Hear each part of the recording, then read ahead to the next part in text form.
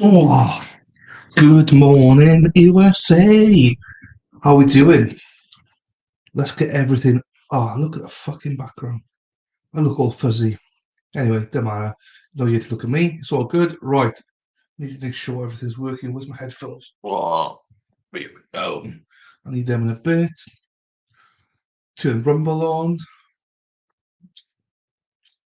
Rumble in the jungle. That's done. Sweet. See, I'm all prepared. Oh shit, what was that? Oh, Rumble notification. We are now live on Rumble. Thank you very much. YouTube is very efficient today. Rumble is very efficient. So well done. Thank you very much. Oh, right, where are we here now? Welcome everybody. Um, how are we doing? I hope you're all well. Not sure who's where, what, doing it, at, what. Say again. Just say hello in chat if you want to. Don't have to. I'll just tweet this bad boy. Oh, that's weird, but okay, sure. Um,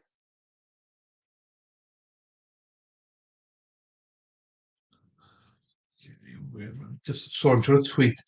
Trying to call.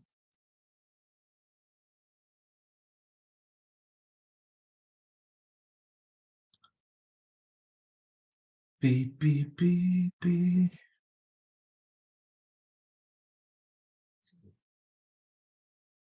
Do you want to try and find a tweet? Yeah, you just can't. Oh, that's my luck. I need to go into YouTube now and find it again. Bear with me. Oh, I'll put the Clenny stream on. There we are. Well, that's not her, but got everything prepared. I'm really prepared today. I got everything ready. But I didn't forgot to prepare a tweet.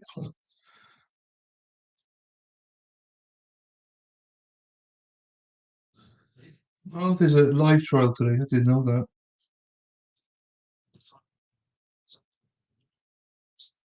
It seems to be about lawyer accused of mum's murder trial. Oh, yeah. But like, I mean, I didn't know about it, and I'm not going to start streaming it now. So, um, I promised the people we got Clenny OnlyFans. Yeah, feel free to say hello if you want to. If you don't, that's absolutely fine as well. The we got two chats going. We got YouTube and we got Rumble. So I try and go back and forward. Normally people chat more in YouTube, but I get like 10 times more viewers on Rumble, which is bizarre. Well, not even 10 times, probably 100 times at times. Right, let's get this share onto Twitter.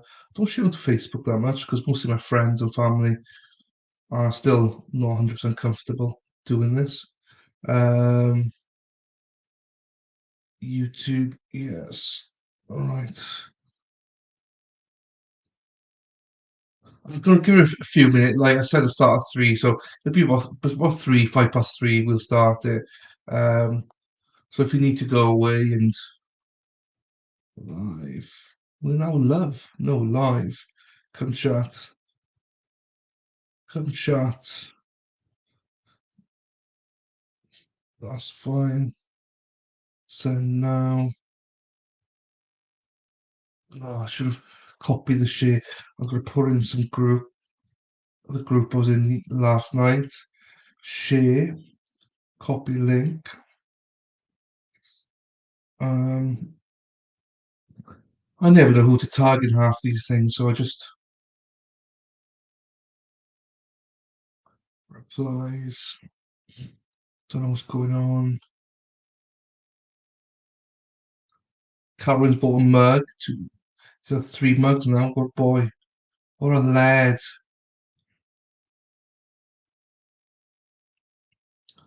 What a lad.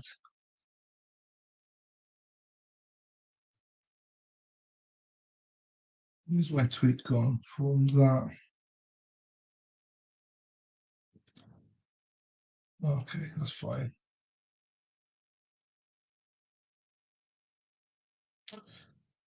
Okay, I'm gonna tweet on a thread I was on yesterday, Barstool thread, at about 85,000 views. So I'll just post there. I mean, I probably won't get any people coming, but talking of new shows, apart from Kirk, they don't do they don't do true crime, don't do decent true crime. So go watch this live if you fancy it. Fortney Clenny, um, OnlyFans model, accused of killing her boyfriend. You getting a live look in all this. Um, day one hearing, day one hearing,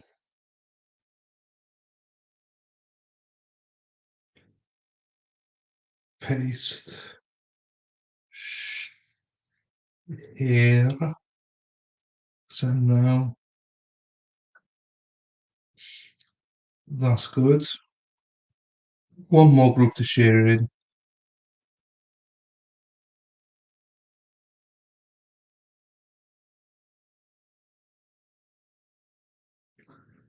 The one that we had last, I tagged some people in it. So, um,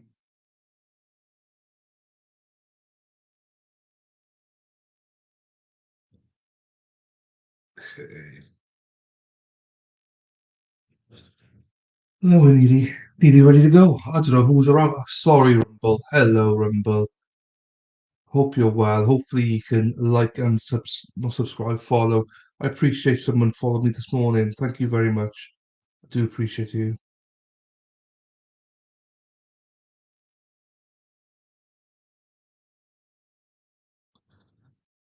Um,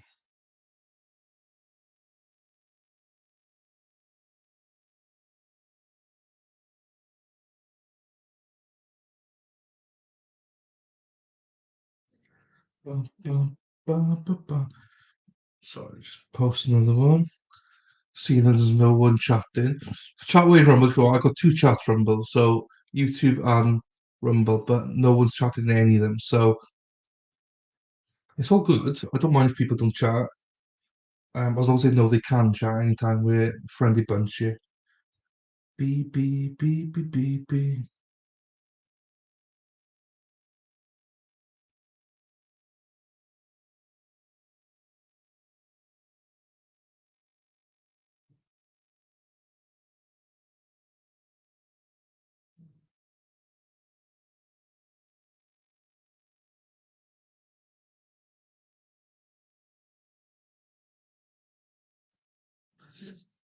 Right, need to find this. I still can't find the bloody group.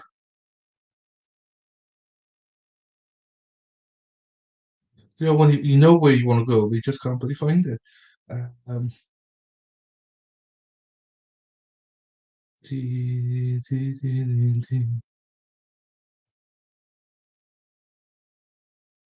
okay, I put it, add another tweet.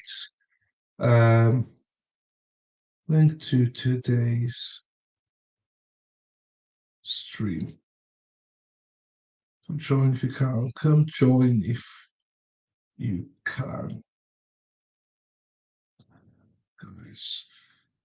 Right there. Paste there. I'm not sure who this goes to.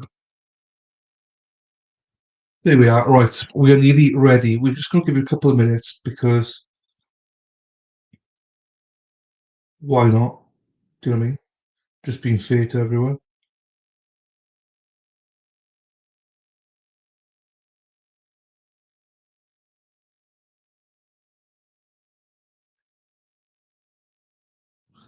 Yeah, I didn't know about the live stream, the live trial today. I didn't. When I looked on Sunday, it had just two trials, and it was going to be Monday, Tuesday, the OnlyFans and the priest murdered. So that was it. And then I just literally checked now, and there was a trial. There's a trial going on about a lawyer who killed his mother. But it's like I've advertised all this now. I'm not going to just cut this off, even though like, oh great, we've got a trial to cover. That's the luck of the draw. Unfortunately, I've didn't look out on that one. Um, I said we'll give it to 5 past now. There's not many watching, so there might not be any interest on this one. But I got, well, I say I just want to fill the days in. I want people to pop in to chat if they feel like it. Bit kicking myself that I didn't see that live trial, but hey ho, not much I can do about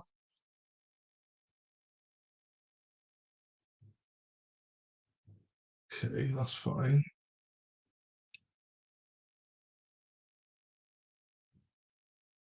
Yeah, Rumble, you're a weird lot. You are a weird lot, yeah. But I love people that are weird. Ba, da, ba, ba. YouTube, there's hardly anybody on YouTube, but we're feeling Rumble. We'll get there, won't we? If I could get 20 odd in Rumble, I'd be happy. Because it is like it's not nothing exciting today, tomorrow. I do wonder who's on YouTube, but it doesn't matter. It's only two people, I believe.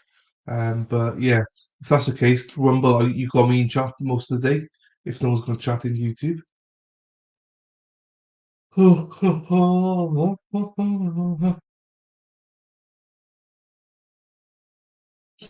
So it's weird because Twitch and Facebook are connected. So it comes up in my box here whenever I know um, about there's chats and stuff. But Rumble, it doesn't connect. It's a bit of a flaw, I would say. Right, less than a minute to go, guys. Less than a minute. We'll start at 5 past. I'm not going to wait for everyone. If people aren't here, they're not here. Nothing I can do about it. Let's check this out. Mute it for a second. Just gonna.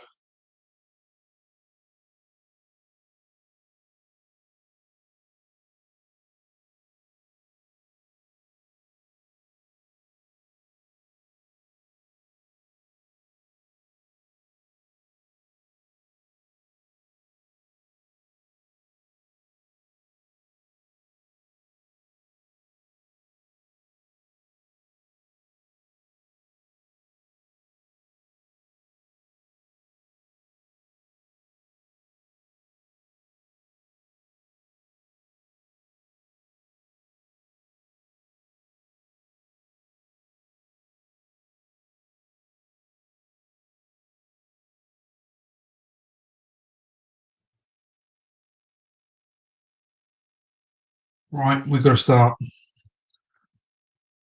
We haven't got many people here, but it's only fair. I said at the start. It's my own fault. We will just minutes before we actually start. So Wait, where is Sean and Mr. Quentin? I need my earphones. Otherwise, it's gonna crackle. I don't know how to work it. I don't like wearing earphones, but earphones.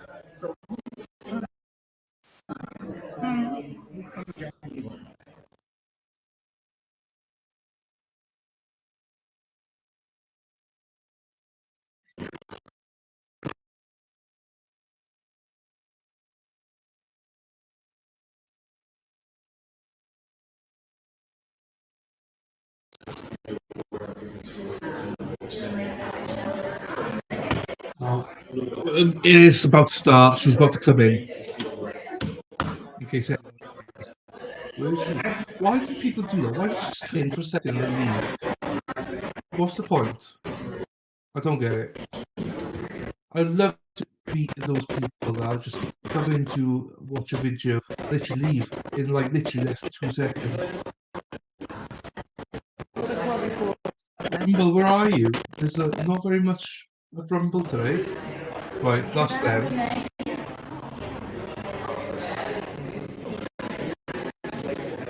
I think it does improve, don't worry.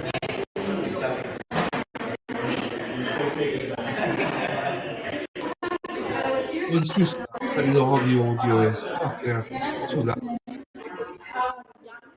Oh, here she comes. Put it at full blast, and then you can adjust at your end then. You need to take it down a little bit.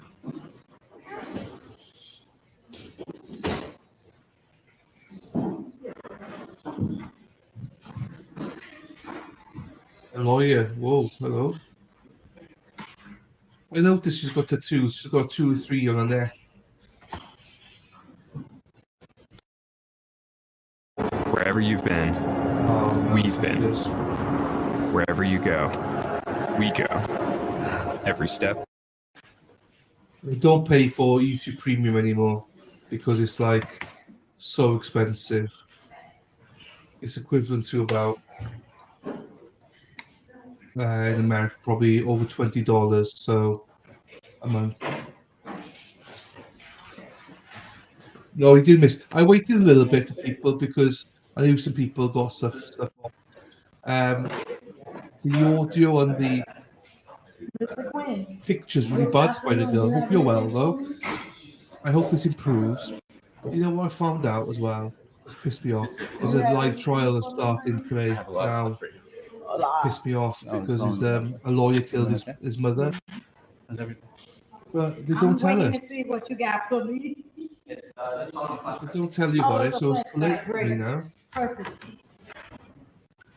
So I'm doing this today and tomorrow. Kohlberger on Monday. Even though the Kohlberger one Monday is going to be boring. Anyway, how are you, Spreader? How was work? You tired today? Are you going to fall asleep today? I don't blame you if you do though. I was ever late because the beauty of this is that you know you can play at 1.5 just to catch up and then you're sorted.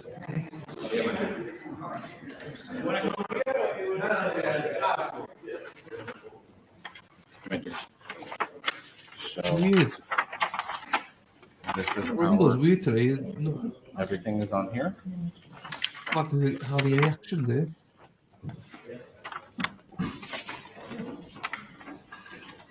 I was gonna have a copy for you.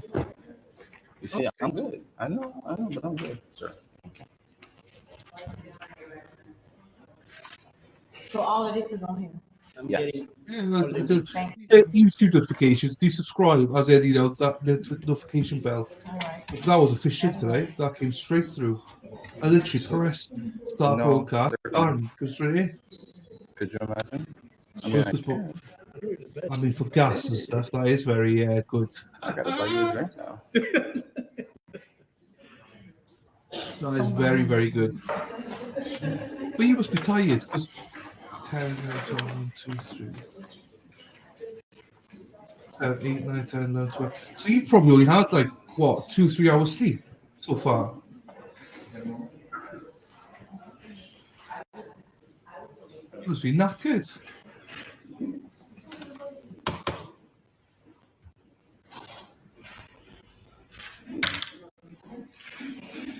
Trying to work out time differences and stuff like that. Yeah.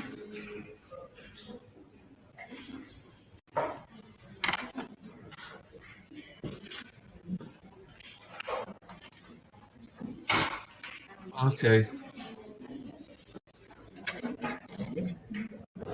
So, okay. Not much I could do then with that. Are you streaming on your TV and typing on your phone again? Oh, you don't sleep till like. So what time do you go to Did sleep? you have an extra thing to say? That's interesting because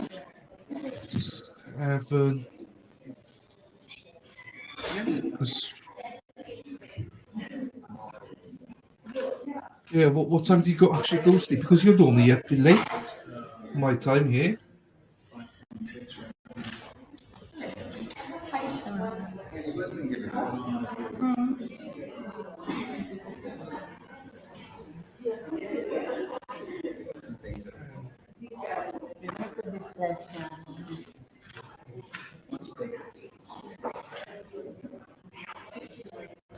Is that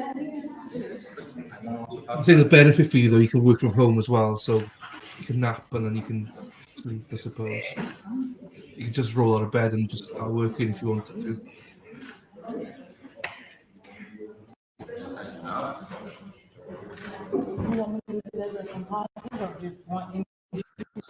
Just so you know, and everyone knows, today is about 4.5 hours. So 3, 4, 5, 6. So it's half 7 our time, half 2 Eastern. This will. I'm not going to pause it or anything. We'll just see it through. And obviously, I'm going to stay about and talk shit afterwards, but that's a given, isn't it?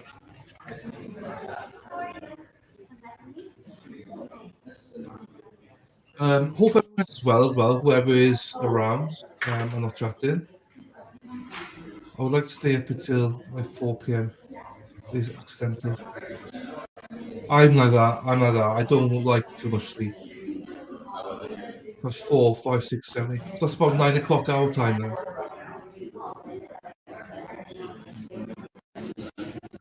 So on next week when we do the Aaron Hernandez trial, that might be like 7, 8 hours, maybe some days. This is why I should pay for the bloody thing, but I hate The other these day we ads. spoke, a couple of your good friends and your teammates. Oh, that said, no. I think the quote was, she thinks she's Adele and she won't be told up.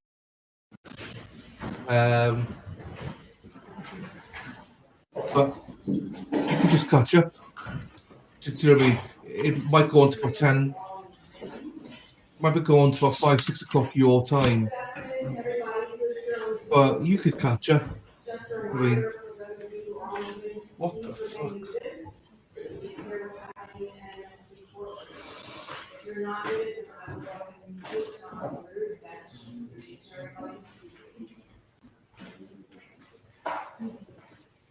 Oh my god, if it was this bad. Yes, Judge. And for the record, Sean Abduhoff, Khalil Quinnen, and Kathleen Hogue on behalf of the state. Good afternoon, Your Honor. Larry R. Hanfield on behalf of the Patel family representing the state. Good afternoon, Judge. Frank Beard on behalf of Courtney Plenty, as well as my co-counsel Serena Puglisi. Welcome, everybody. And I know that there are probably family members who are out in the audience as well. So I know this is probably an emotional day for everybody. A reminder that if you feel need to step out, that's absolutely fine. If you need anything from my bailiff, his name is Ollie, he can help you. Reminder to just remain respectful and courteous and quiet. So let's go ahead.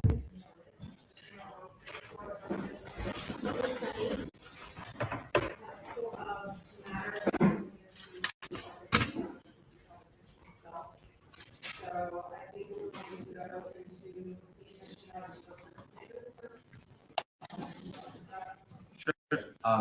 First and foremost,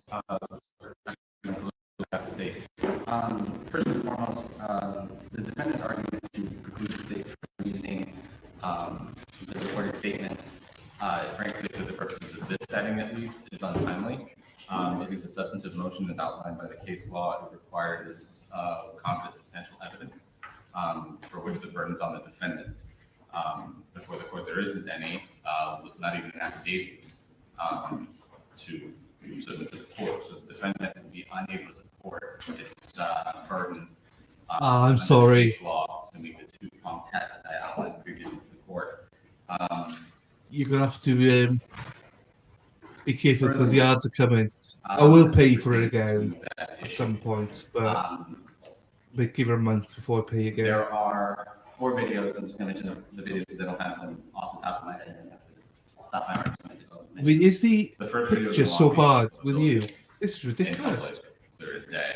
I mean, the defense can't even on its face make an argument that, assuming that they somehow make a two-prong test. The second aspect as it Should have warned you though. the 3 following recordings. Frankly, the defense counters their point. It is an audio recording by security from the outside of the building. Really quickly, the police saw these right there, or that I watched, I didn't see a video portions of any of them under existing weapons. Oh my days, this is so bad. One, My computer just played the audio. So again, it's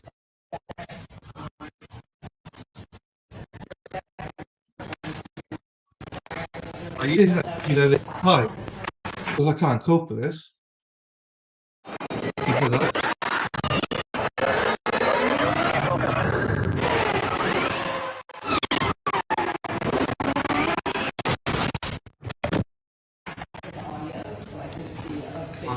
Spider, I need to pause this. What we got? 11:33. I need to find out if it's got like this all the way. Because if it is, I don't think we can cope with it. Christian just recording.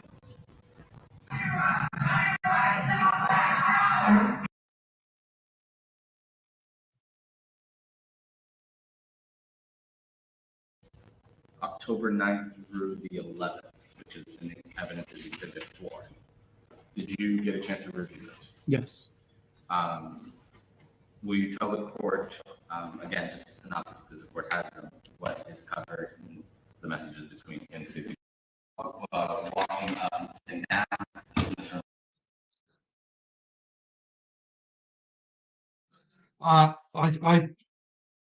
I'm struggling with this. We need an executive decision here. I don't think we can do it. I think it's just so bad.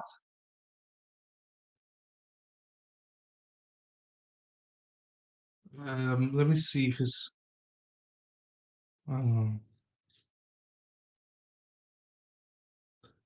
Let me see. Let me find something here.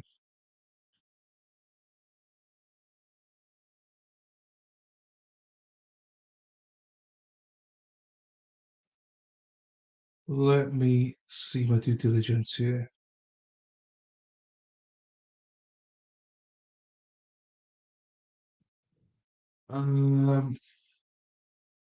Nope, not that one.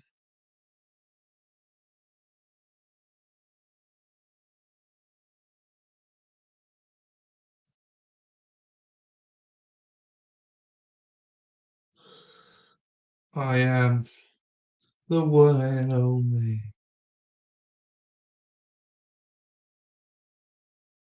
Let me just.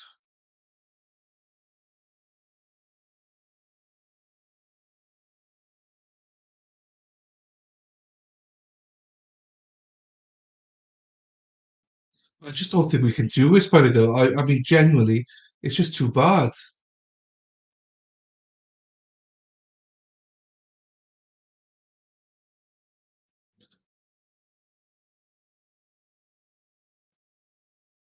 Right, I need some executive decisions here, Spider Girl.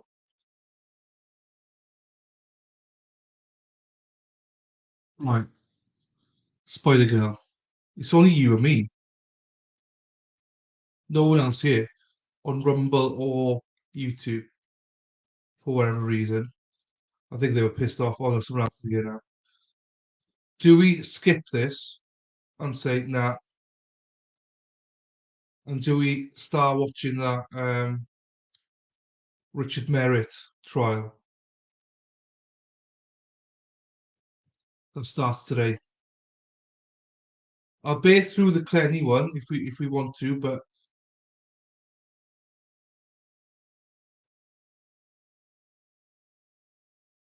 you try to think of something.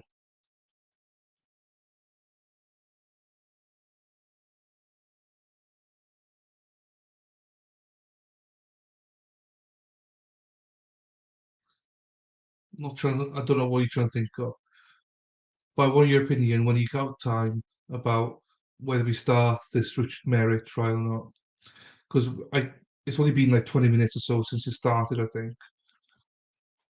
So we could start it from the start.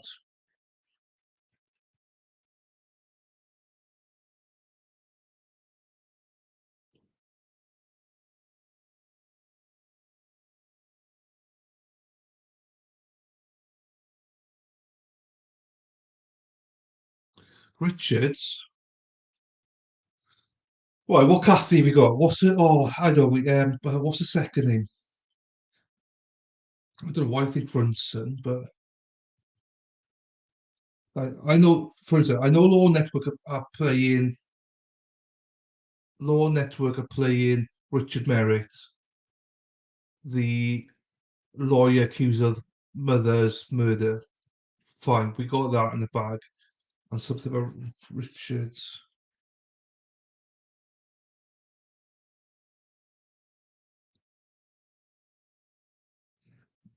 Yeah, I don't remember. What's the surname?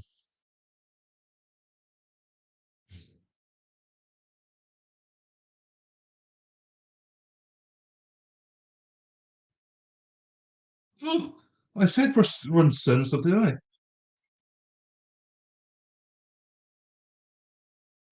Wasn't too far off there.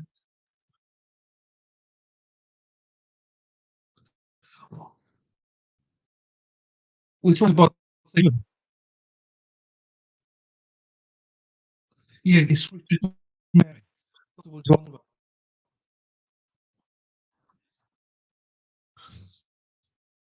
Should we do it? Should we do the Merritt trial? I mean, if you're in it, it just means I have to change it, so it's fine.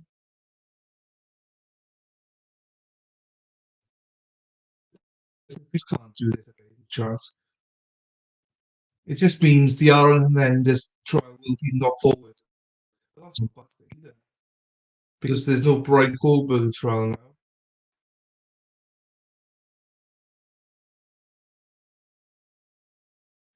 Whoever else is here, the odd rumble started. The guys, the thing for this Chloe Clenny, the quality is just too bad. We can't do it. So I think if my if my partner in crime, Spider Girl, agrees, I think we go and do the what's it called? Richard Merritt trial. I'll not start from the start. Hang on.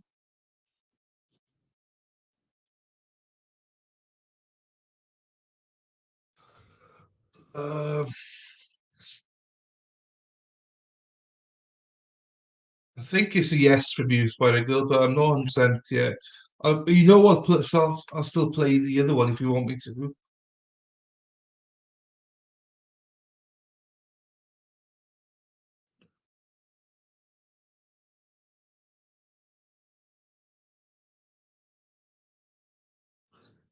Happy days. Right, right. Let's pose you. We will go and watch that, right? I now need to change stuff quickly. Here. So let me just go on Canva for a second. Richard Merritt, and I'll. So guys, we're gonna watch a live trial. Well, everything I posted out yesterday is a complete lie now, but not much I can do with that. Sorry, not now. Lawyer.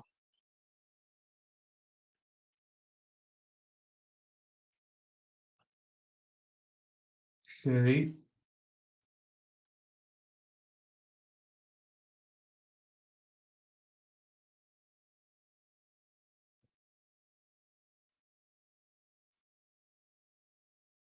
Then I just need one more picture of him, and we'll be okay.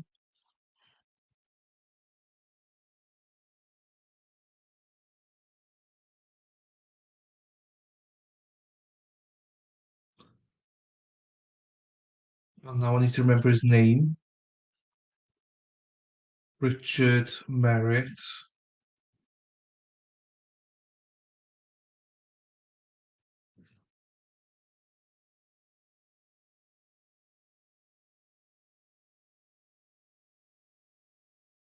Oh, why are we doing? Look at us. Right, Richard Merritt.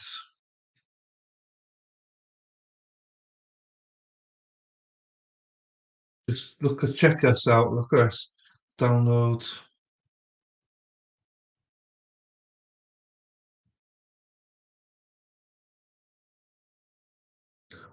Oh, sorry. Was I? Oh, I was saying, give me a couple of minutes because we'll start doing stuff. Yeah, I'm just on Canva. I am. Yeah, that's true as well. So it might be. I started where it gets interesting. Right. I need to now. Do, do, do, do, do, do, do, do, do, do, do, do, do. This is where it gets messy because now I've got to go into the live stuff. Go live, edit.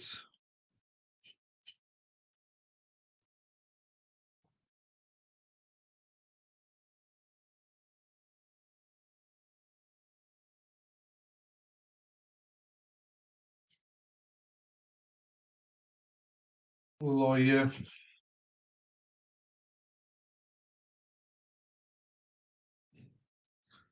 Killing mother. Right. I need to put in here Richard Merritt.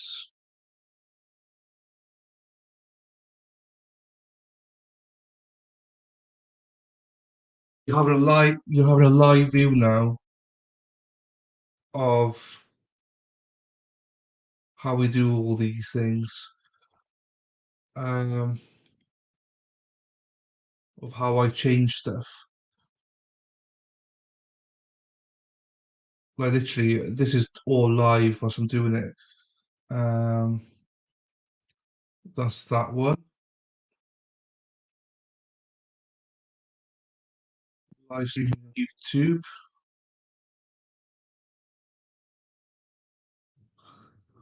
Need to go. Right, I need to come back to that one, but I need to go to this one first. YouTube open. Yes. Bump up. Um, Studio. How ridiculous is this? Just say, do you know what? We're gonna just go and watch a live trial. Oh, wrong one. Live one. The change that one. That one. Live streaming. Okay, close. Edit. What is that?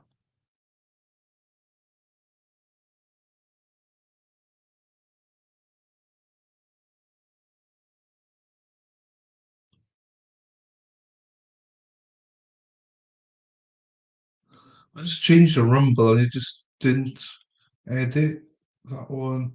Richard Merritt.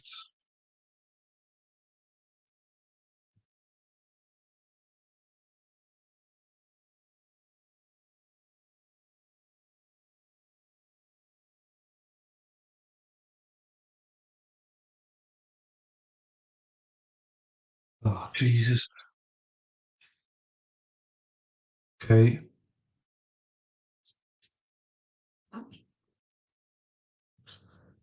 Then this one.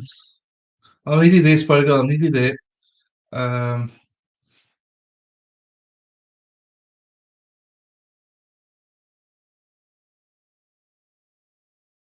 oh yeah, Richard.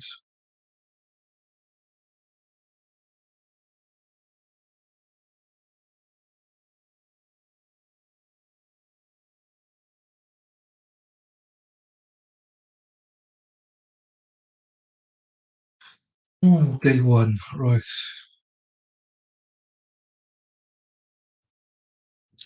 What's his name? Richard Merritt again.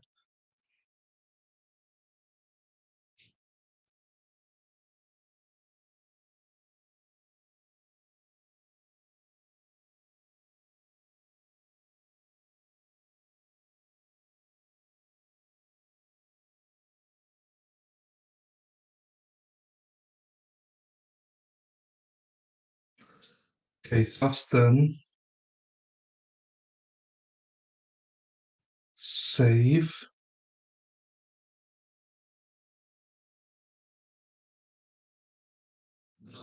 Okay, on Rumble, sorry Rumble, I can't change it. But on YouTube I should be able to change it. It should have been changed on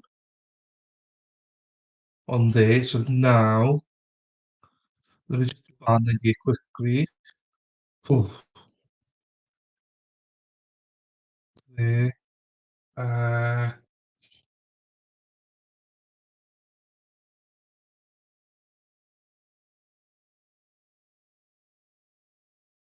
Super so watching.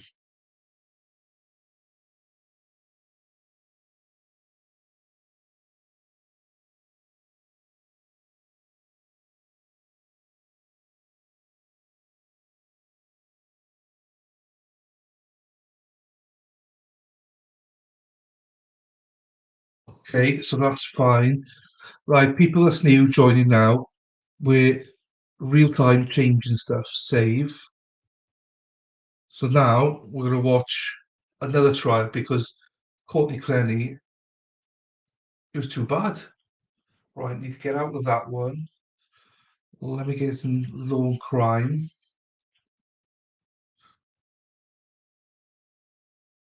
I need to figure out. Fuck me. Right. I'm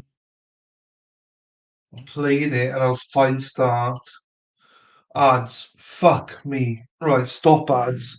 Right, do you know what? Just gonna pay for. I'm gonna pay for it. I've had enough. I'm gonna pay 16 quid. I'm just gonna pay for it because I can't deal with these bloody ads. So then I will pay for it now once I get a chance.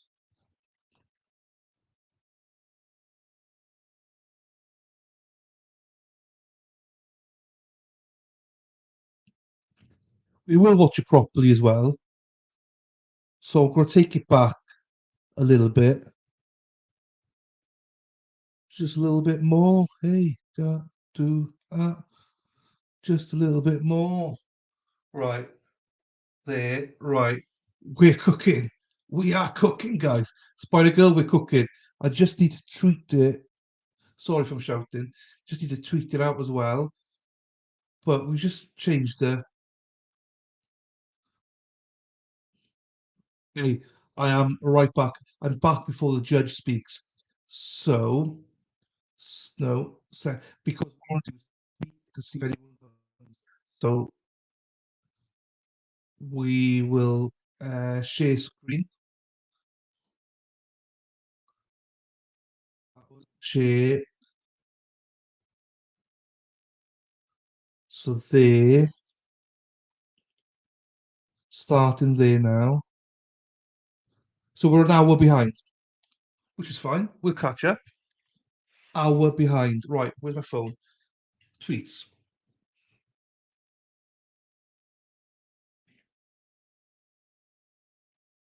Spiegel, feel free. Anybody feel free to tweet this out as well because I messed up. I should have checked the Clenny video. Um,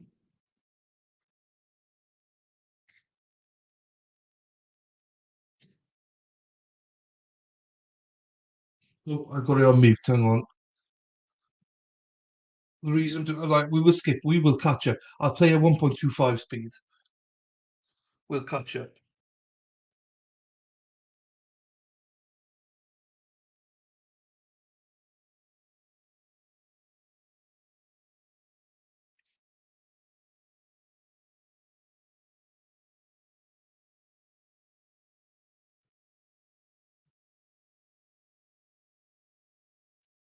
Okay, I'm just tweeting it out now. Change of plan. as the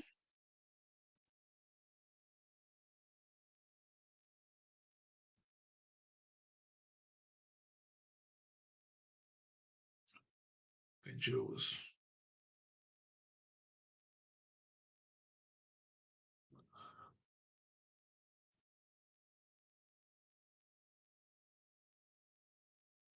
A new live trial.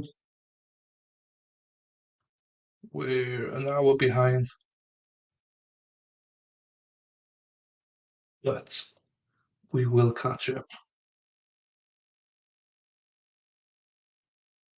This means right.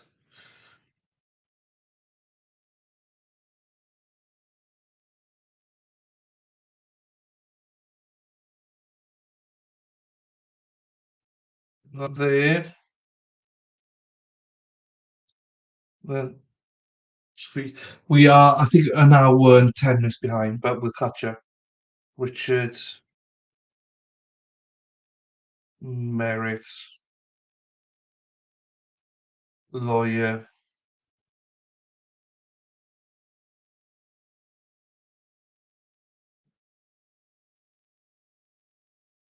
Oh, lawyer kills.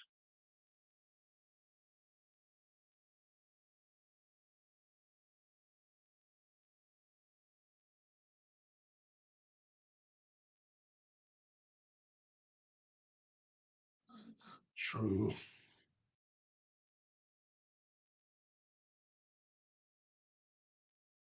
True crime.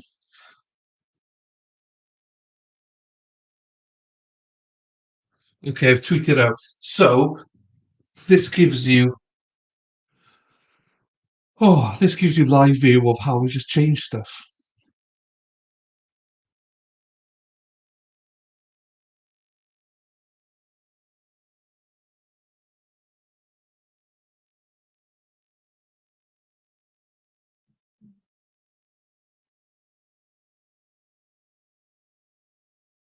Right.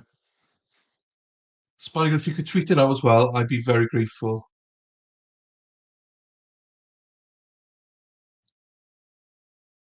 This is pretty incredible of us.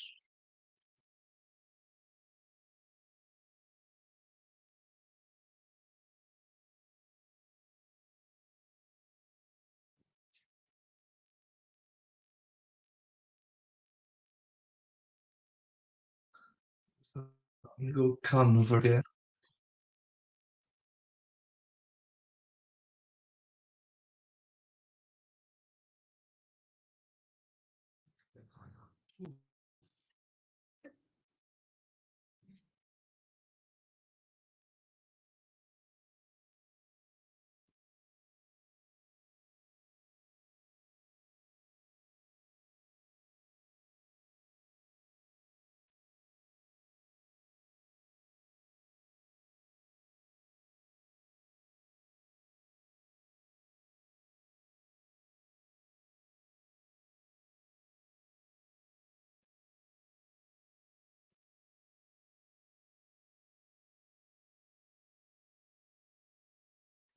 Okay, so we're nearly there now. Right. Comment.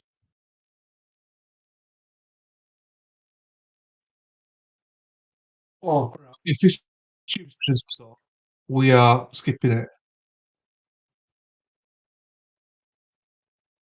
We're not doing jury instructions.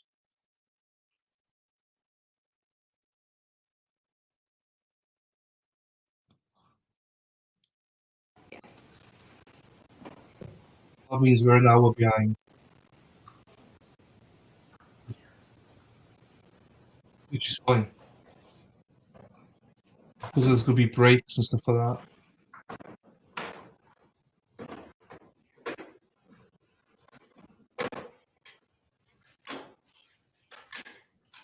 On February 1st of 2019, the defendant, Richard Merritt, Right, can we hear them? That's the only thing now. and maliciously attacked and murdered the victim, Shirley Merritt. He used a kitchen knife to stab And I'll play it at And then he picked up a 1.25. dumbbell, which he held above her head. And Right, why can't I hear it? then he left her body dead, That's bleeding and crumpled at the bottom of the stairs to her own. 103, right? Let me just skip it, see if it's I would there. stay with Shirley for a period of time. Just, we were friends. Do you recall her phone number? I've got it in my phone. The stairs to her own basement. Down here. Shirley Merritt, the victim, was 77 years old at the time. She was the defendant's very own mother. Now, if Shirley Merritt were alive today, she would have just celebrated her 50th Mother's Day as the defendant's mother. And during the course of this trial, you are going to learn a lot about Shirley. And I think that the theme that you will see is that she was somebody who was always giving of herself. She could have retired years before, but because she loved her job in patients and family services at Children's Healthcare of Atlanta, she continued to work there until the day of her death. She was the kind of person that if you were her friend and if it was your birthday, she would have made you one of her famous cupcakes. She loves cooking, meals, Right. How's the audio for you, Spider Girl? Because I couldn't hear anything with the headphones on, so I've taken them off now. Hopefully, it still works okay. But we're on 1.25 She anyway. loved going to her grandson Jack's games and band concerts. But the person that she probably gave the most to was her youngest son, Richard. Now, the defendant had been an attorney here in the Atlanta area, and it was Shirley who gave him the funds to set up his own practice. On the outside, everything looked fine for the defendant. He was married to his wife, Janine, who was a veterinarian here in town. He had 2 kids, both of whom were in private school, and he had his own law practice and was in court As long as you can hear. all the time.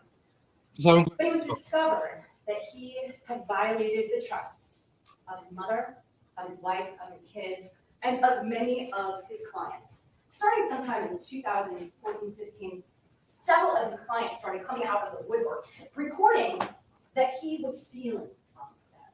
Cobb County investigated the charges and found that he had, in fact, stolen hundreds of thousands of dollars and defrauded many of his clients, most of whom were elderly.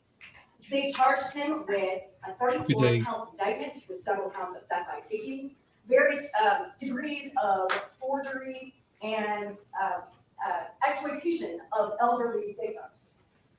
Finally, the defendant was arrested by Cobb County, and it was his mother, Shirley, who put up the money to bail him out of jail. Janine, having learned of this ongoing deception, asked for a divorce, and it was Shirley who opened the door to her home in Stone Mountain for the defendant to have a place to live.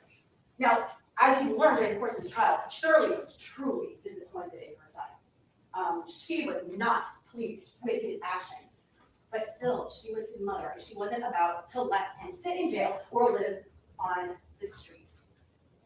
Finally, on January 18th of 2019, exactly 2 weeks before the day of the murder, the defendant faced a Superior Court judge in Cobb County and entered a guilty plea to all 34 counts on the Cobb County indictment. The judge sentenced him to 15 years to serve. And for some reason, the judge decided to give him 2 weeks before he had to turn himself into the jail. He gave him 2 weeks to get his affairs in order before spending 15 years in the Department of Corrections custody. However, there were some caveats to that. First of all, the defendant had to wear an ankle monitor so that the court system could keep tabs on his whereabouts to prevent him from running. The defendant continued to live in Shirley's house during this period of time. And I'm going to tell you, Shirley was an emotional person, and she was distraught over the fact that her son had been convicted of these charges, and over the fact that her son was going to go away for some time. But still, she wasn't going to let him live on the streets for these 2 weeks. Shirley confided in a close family member who's going to testify. He's going to be the first witness the state calls today. His name is Mike Jeffcoat. You're right. Mike is a cousin of Shirley's husband. And even though Shirley's husband died several years before the murder, Shirley remained in close contact with him. They were exactly 10 years apart in age, and they just had a really good relationship. Mike Jeffcoat and his wife, Joan, lived in Birmingham. They still do. And Shirley would call him and text him. And you're going to see some of the distress in the text messages that she sent him during this 2-week period. Well, knowing that Shirley was going to likely be too emotional to drive her son to the jail, Jeffcoat suggested that he and Joan drive from Birmingham to Stone Mountain the morning of February 1st, which was the turning date, and that Mike would drive the defendants to Cobb County Jail, which was about 45 minutes away to an hour away, while Joan remained at home to keep Shirley company. They were even planning on spending the night because they didn't want Shirley to be alone. None of that ever happened. On the morning of February 1st, Mike Jeffcoat got what he considered to be a very uncharacteristic text message from Shirley. It said, Mike, I wish you wouldn't come. Please come another weekend. Things are bad here. Mike was worried, but he knew that Shirley was somebody who was emotional, and he wanted to give Shirley and the defendants their privacy on that day. So he and Joan decided not to drive into Atlanta.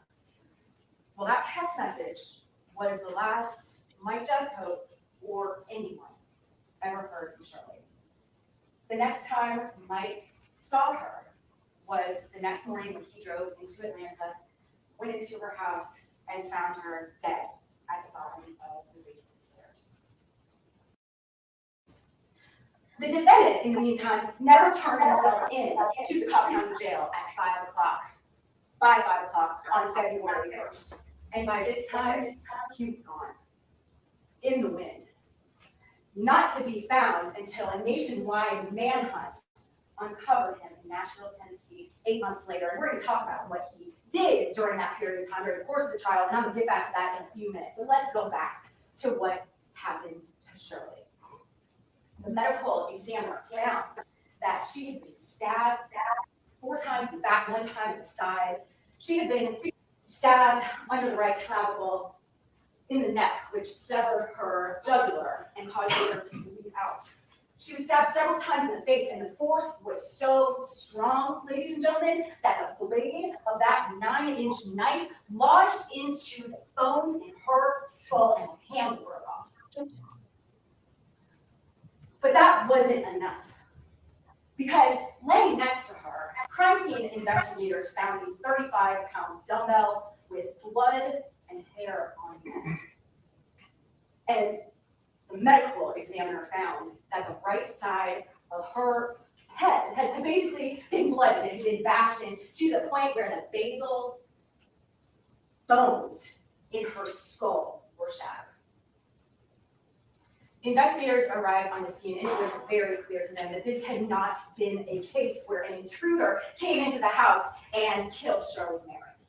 There were no open or broken windows. All the doors were closed. There was no sign of forced entry or any tampering at all. All the furniture was upright. There were valuables that had not been stolen. In fact, Shirley Merritt's purse was still on the scene, and it had blank checks in it.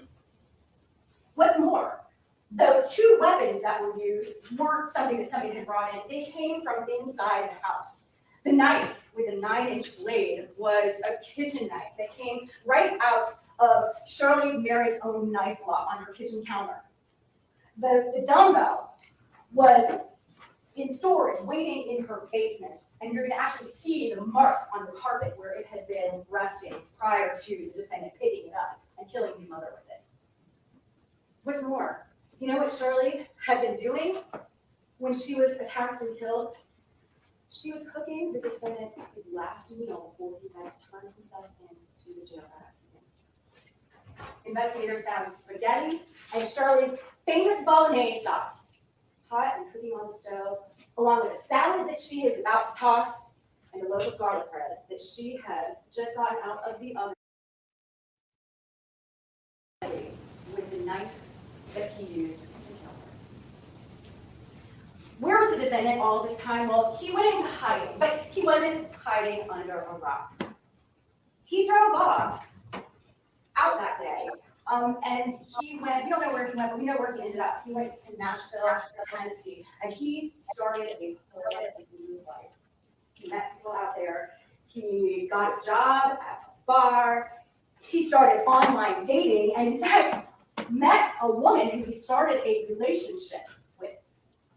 But just like his clients, and just like wife and his kids and his mother, he lied to her as well. Because he lived under an alias the entire time he was out in Tennessee. And you know what? I'm telling you now, it's a ridiculous alias. So ridiculous that I'm not even going to tell you what it is. You'll hear it when the witnesses testify, and you're going to see the fake driver's license get made with that name on it. He was arrested 8 months later, on September 30th of 2019 by Gerard Hunt and his team with the U.S. Marshals Office after a nationwide manhunt. You know how they found him? He was driving Shirley Merritt's Lexus that he had stolen from her garage after he killed her. A few things I want to go over. First of all, something that's really important in this case is the timeline. And investigators were able to put together a very precise timeline. In fact, we know where the defendant was almost every minute of February 1st of 2019 because we have something that we don't have in a lot of homicide cases. As I told you, when the judge in Cobb County gave the defendant 2 weeks to turn himself in, he ordered him to wear an ankle monitor. So we're able to put tabs on the defendant's whereabouts almost the entire day until he cut his monitor off. That morning, the defendant woke up at his mother's house on Planters Row. Excuse me. He left the home at 8 a.m. His daughter, who is disabled, had an appointment with a neurologist, and the defendant agreed to go. It was kind of his last goodbye to his daughter, Mia, and he met his then wife, now ex-wife, Janine, there. It was a doctor's appointment in Sandy Springs. He returned to the house on Planters Row at 9:38 that morning. Just 1 minute later, Mike Jeffco got, again, what he considered to be a suspicious, uncharacteristic text from Shirley Merritt saying, things are real bad here, don't come. Now, you're going to see the text messages. They are a screenshot. The time on the text message actually says 8:39 a.m., but remember, that was, so he's going to explain to you that he actually did receive that at 8:39 a.m. Birmingham time, but it was actually 9:39 a.m., what would be considered Atlanta time. The defendant leaves the residence, according to the ankle monitor records, at 2:30 p.m. So we know that sometime between 9:38 and 2:30, Shirley started making lunch. She set the table to, put the pot of bolognese sauce on the stove, cooked the spaghetti, but that meal was never touched. Because between those times, between 9:38 and 2:30, the defendant was at the house, and sometime during those hours, he killed Shirley Merritt.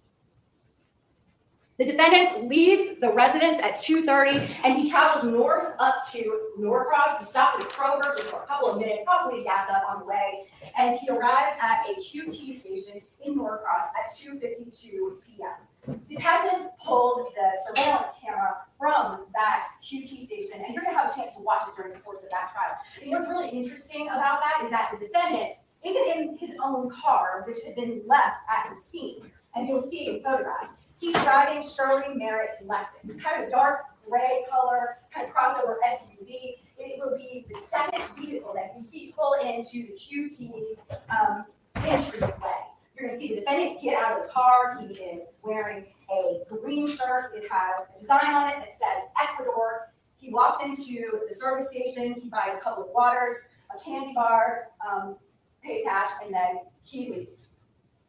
He then travels west on I-285, and he travels north on I-75.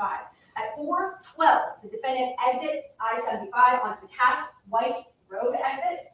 And at 4:14, the ankle monitor company gets the alert that he has cut off his ankle monitor. Steve Queen, who worked with CSRP, which is the security company that was monitoring the ankle monitors at that time, he received the alert immediately. He happened to be up in the Cartersville area. He lived up there, so he called the police. They rushed to that pilot truck stop where the GPS was pinging that they were 14 minutes too late. They found the ankle monitor. They did not find Richard Merritt. He had cut the ankle monitor with some kind of knife or instrument and thrown it out in a garbage can under a pizza box at a pilot truck stop. At 5 o'clock, the defendant had been ordered to turn himself into the Cobb County Jail, but he never did. He was long gone by then. Well, by this time, Mike Jeffcoat and some other family members had tried to communicate with Shirley. After 5, they got a call from Cobb County Sheriff's Department learning that the defendant never turned himself in, and realizing that they had not heard from Shirley. They got really concerned, so they started calling 911 here in Cobb County. Officers, Sergeant John Besser and Officer Ashley Nelson from the Cobb County Police Department went out to Shirley's house, and you know what they found? They didn't find any signs of forced entry. They found that all of the windows were intact. There had been no signs of tampering. The garage door was closed, and let me tell you, they tried to get into that house. They arrived there at 5:39 p.m. and were there for actually a couple of hours. They looked into the windows. They didn't see any kind of signs of struggle, but what they did see is Shirley Merritt's purse just sitting there, which they found to be very strange. They also saw the defendant's car. It was a black Honda. It was a car that Shirley had bought for him after she posted bond for him, and it was out in the driveway. Well, at this point, everyone was concerned and really worried for Shirley. Mike Jeffcoat made the decision the next morning to wake up early and drive from Birmingham to Georgia. He was able to get a key from the defendant's ex-wife for Shirley's house. He went in, and that's when he saw Shirley laying in the basement. He called 911 on February 2nd at 9:28 a.m., and that's when they arrived and started to investigate. A couple of things that I do want to go over about this case. First of all, we sent some items to the crime lab. We sent 3 items to the crime lab. One was a handle that had come off the knife that was used to kill Shirley. One was the dumbbell that had been used to bludgeon her in the head. We sent them off for fingerprints and for DNA testing. The results didn't show that the defendant didn't have his hand on his head. They were just inconclusive, which is kind of what was expected because of the materials that these items were made out of. They weren't like fabric, which would be something that would collect and hold on to DNA cells. So they just weren't able to get enough DNA cells off that dumbbell to sufficiently test. And it wasn't like the knife was made out of glass, which is something that would be able to kind of maintain fingerprints. They just weren't able to get anything off them. Again, the lab technicians are going to explain this to you. They're going to say, listen, this doesn't mean that the defendant hadn't held these items. You're also going to hear that when Shirley Merritt's autopsy was performed, she had a clump of hair in her right hand. We sent those off to the lab as well. They were both microanalyzed and their DNA was compared. All of the hairs that could be compared to Shirley Merritt's known hair were her known hair. And it makes sense because, as you will see, when she was found, she was climbing up the bottom of the stairs with her hands at her head, having been stabbed in the face. Another thing, you're going to see a lot of exhibits here, the testimony of several witnesses. I'm just going to tell you now, the exhibit numbers are not going to be in order, and I'm not going to publish every exhibit on this screen. And that is for the privacy and for the sake of Shirley and her family, some of whom are sitting in court today. However, when you go out into deliberations, you will have a chance to see them. Finally, I know you all are probably sitting here wondering, what is it that I said? Amanda put me on this story, and I'm gonna tell you right now, it's not a secret, it's not some, one thing that you said. You all are here because we questioned you yesterday. You seem like the kind of folks who think using common sense. And that is your greatest asset, that is your own. As you listen to the testimony and as you view the exhibit, I'm going to ask them that you view them through the lens of common sense, which is what the law is going to ask you to do. And when you do, it's going to be very clear to you that the defendant is guilty of all these crimes. Because the facts of this case are very straightforward. I'm not saying that this is going to be an easy trial.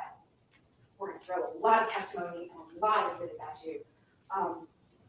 And you're going to be here listening to several witnesses during the course of the next few days. You're going to hear some heartbreaking things. And you're going to see some ugly, brutal photographs. But it all boils down to common sense. So please keep that in mind as you listen to these witnesses and review the evidence. Because if you do, I am confident that after reviewing all of the evidence in this case, you will come back with a verdict of guilty to malice murder, a verdict of guilty to both counts of felony murder, a verdict of guilty to both counts of aggravated assault, and finally, a verdict of guilty to possession of a knife and possession of a crime. Thank you. Should we sound like Mr. Slam Dunk? The federal say.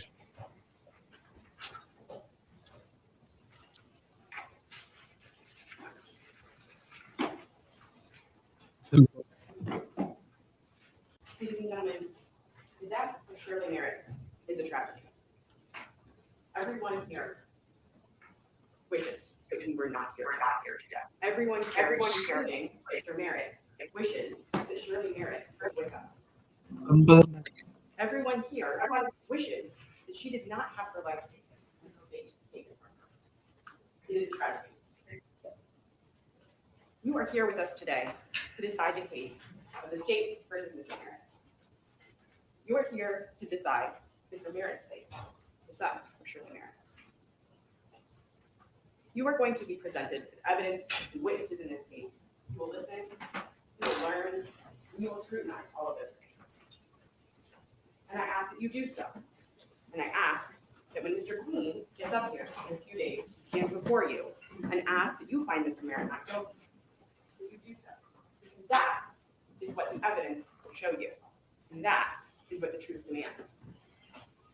Now, I expect over the next few days that the state will come before you, just as it has today, and focus your attention on the things that they want you to see. They will funnel you to the facts that they want to present. They will focus your attention on the narrow time frame at the end of January 2019 and the beginning early days of February 2019. They will do so to try to deflect from the weeks and months before that. They will narrow your attention to the mistakes that Mr. Merritt made, but not the bigger picture surrounding them. And they will present you, as they did today, with numbers. They will narrow you into the numbers to try to deflect from the science and the facts that they do not. They will focus you on those This could be over done with by the next. the beginning of February 2019. Those days in which Mr. Merritt was to turn himself in on a sentence on February 1st. The day January 30th and January 31st, when Mr. Jeffcoat, Shirley Merritt's cousin's cousin, was making communications with Mr. Merritt and Mrs. Merritt about the accommodations for them. They will focus you in on those days and not the bigger picture and days leading up to that. They will focus you in on those days and the mistakes of Mr. Merritt, but not what's surrounding him. Let's talk a little bit about the case and the sentence of February 2nd. You will hear that Mr. Merritt was an attorney. And during his time as an attorney, he made mistakes that he is not avoiding, mistakes that he admitted to. During this time, he took money from his clients. And what the state will try to distract you from is those individuals a part of that case. That case involved a number of families and people people who had money taken from them. It involved individuals who were upset, understandably. They were angry. They had their lives altered, their dreams taken from them, and they were angry. You will hear evidence that they were vocal about it. You will hear evidence, I expect, that it went beyond words, that it went into actions, that it went into fear-inducing and stalking behavior. That is the evidence the state will try to distract you from, but I urge you to look at. They will try to do so by, again, redirecting your attention to Mr. Merritt's mistakes. Mistakes that Mr. Merritt admitted to. Mr. Merritt came before a court and voluntarily pled guilty. He admitted his wrongs, all of them. And he lost his bar license, and he signed up for a lengthy prison sentence. We are not trying to deflect from that. He admitted to that. But the state will try to draw your attention to that, and not the individuals and the circumstances and the atmosphere that Mr. Merritt and his family were going through from that case. They will then try to narrow your attention on the numbers as they have today. They will present you with times of text messages, times of leaving a house or going to appointments. They will present you with coordinates, location coordinates for where people were, or addresses of Mrs. Merritt, addresses of Janine Minikozy, his ex-wife, and their family, addresses where Mr. Merritt was residing when he was trying to survive and when he was trying to stay under the radar. They will present you with these numbers and narrow you in on these numbers because they are trying to distract from the science and the facts that they do not have. Some of you may be familiar with fairy tale, The Emperor's New Clothes. I submit to you, ladies and gentlemen, that this case is similar to that fairy tale, and it is not far from it. In that fairy tale, there are weavers who are going to make clothes for an emperor. If you know this fairy tale well, you will know they do not make clothes. They are attempting to weave clothes out of fabric. I submit to you that what you will see in this case is that the state is trying to weave a story to you out of nothing. What is this nothing? What will you not have that you need to see? You will have no forensic evidence in this case. There will be no fingerprints on the knife handle that the state presents to you that match Mr. Merritt. There will be no fingerprints of Mr. Merritt on the dumbbell you're presented with. There will be no DNA evidence of Mr. Merritt on either of those items. There will be no DNA evidence of Mr. Merritt on Ms. Shirley Merritt. There will be no blood of Mr. Merritt on those items. There will be no blood of Mr. Merritt on his mother. There will be no blood of Mr. Merritt around this scene. You will also hear that Mr. Merritt voluntarily gave his DNA to be considered in this case. You will have no forensic evidence implicating Mr. Merritt in this murder. You will be presented with no electronic evidence in this case. I expect that you will hear testimony that a number of electronics were collected. Desktops, laptops, cell phones, iPads. There will be no information on any of those tied back to Mr. Merritt in this case. There will be no incriminating search history, no searches to try to destroy evidence. None of that will be presented to you because it's not there. You will not be presented with any information that Mr. Merritt and his mother had disagreements, fights, arguments, or any kind of ill will. You will hear from a number of family members, but you will not hear that there was an argument between them in the days coming up or the times that they were living together for months. Most importantly, you will not hear any testimony that Mr. Merritt was violent. I anticipate that you're going to hear from his ex-wife. You will not hear that he was violent towards her. You will not hear that he was ever violent towards his children. The state has told you that you will hear from a girlfriend of Mr. Merritt. You will not hear any testimony from her that he was violent. And most importantly, ladies and gentlemen, you will not hear any testimony that he was ever violent with his mother. You will hear none of this in this case because it doesn't exist. Over the next several days, I ask and urge you to not only look at what is there, but what is not there, what is not presented to you. Consider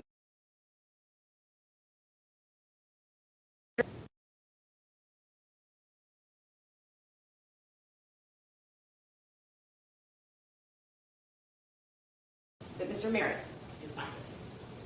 Thank you.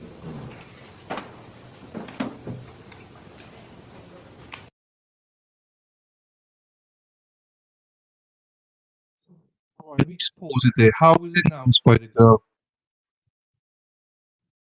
How is my audio now, Spider Girl? You okay? Is it okay? Can you hear Stevie Lee now?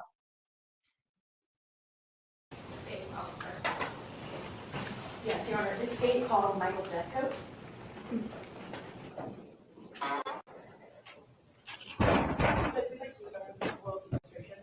Are there any witnesses present in the courtroom? No, Your Honor.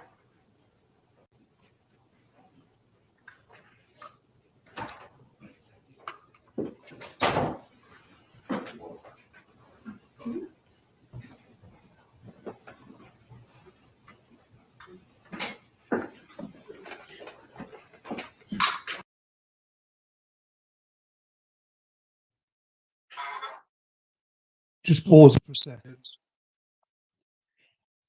I've redone my situation. How is it now?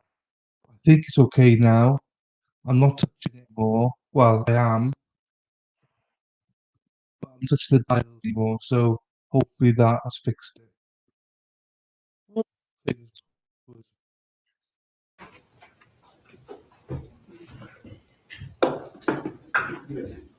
The deputy put to swear you in. Okay.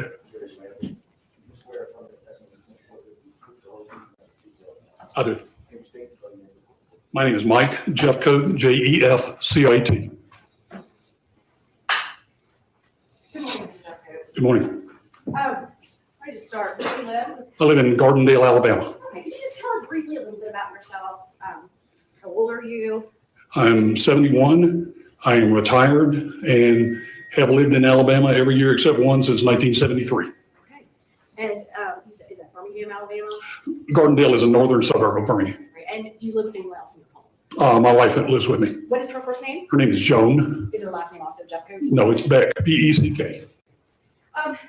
What was your relationship to the victim, Shirley Merritt? Shirley was married to my first cousin, Ken. My mother and his father were brother and sister. Ken passed away in 2000, I believe. Do you know how long he and Shirley were married?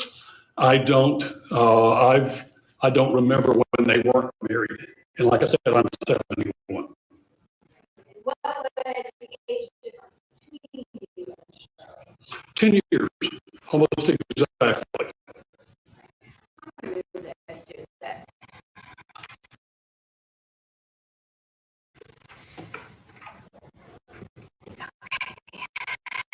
Thank you. Did Shirley have any children? She had two sons, Richard and Robert.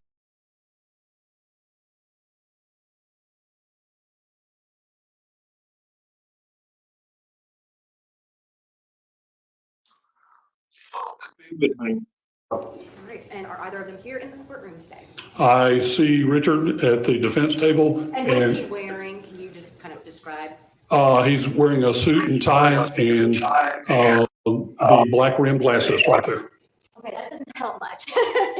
Is he sitting in the middle of the table? He is. All right, I ask that the record reflects that Mr. Jeffcoat has identified the defendants. Record shall so reflect. And is the defendant, Richard, is he the younger or the older of the two children? He's the younger. Is the older child in court as well? He is. I see Rob in the back. Okay, and what is the age difference, do you know? I don't. I just know that Rob's a few years older. Great. And did you have a good relationship with Shirley? I did. See that. I've changed the mic setting now, so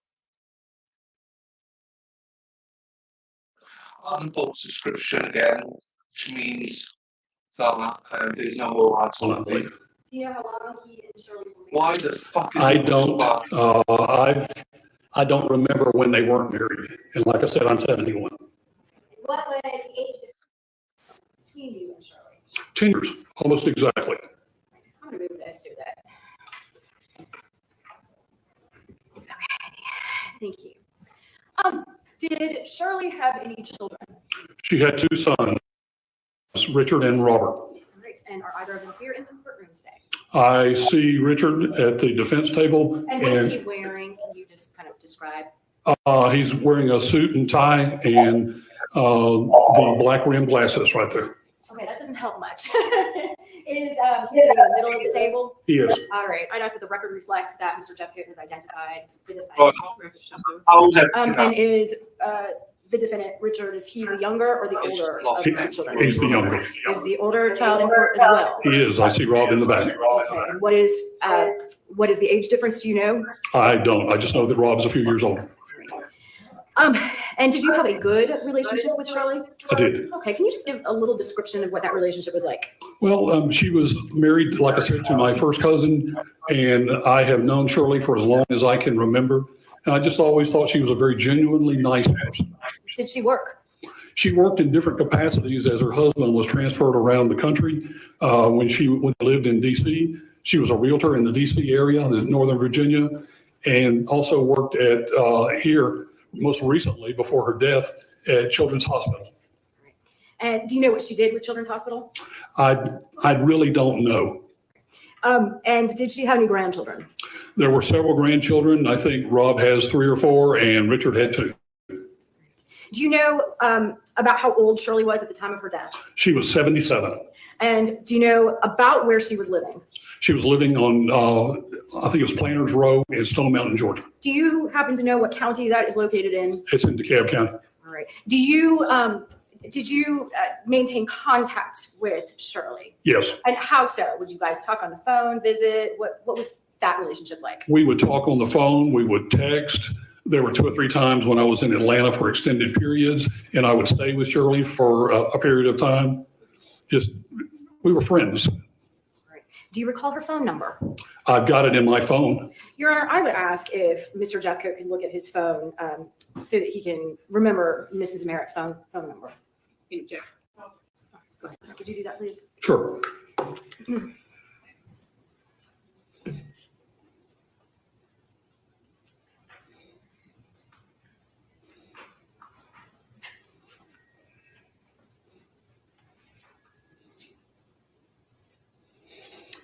Her cell phone number was 770-378-2989. Your Honor, at this time, I move to admit State's Exhibit 71 via business record exceptions that you're saying will Technology. cell phone records from AT&T. Any objection?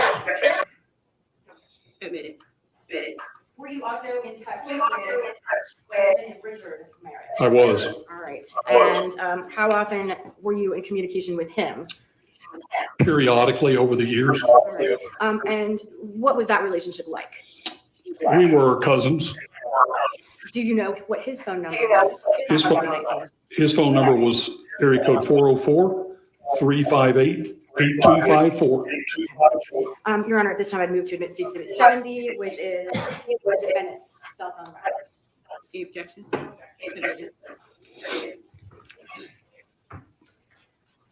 And did Richard work? Richard was an attorney. And do you know anything about his law practice? I don't. All I know is that every time we would see him, he'd talk about how well things were going. Do you know what kind of law practice? I think he practiced personal injury law, and I think he told me he did some criminal defense. Do you know whether he worked for a firm? I think his last affiliation was he was in a firm by himself or with a partner.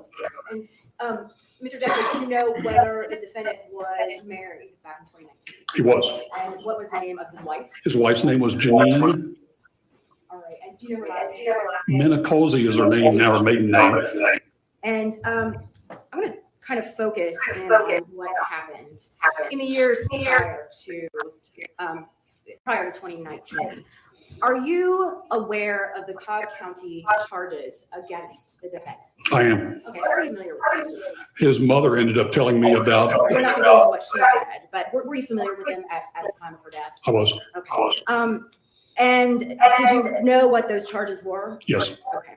And what were they? He was accused of fraud and elder abuse, had several counts of each.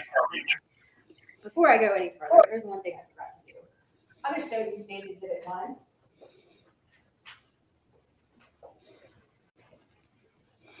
Can you describe what that is? This is a picture of Shirley Merritt. She was an excellent cook. She was a great baker. She could make a coconut cake that would bring tears to your eyes. And she was just a genuinely sweet person. And does that fairly accurately represent what Shirley looked like in life? Yes, it does. I agree to Exhibit 1. Any objection? No objection. Admitted.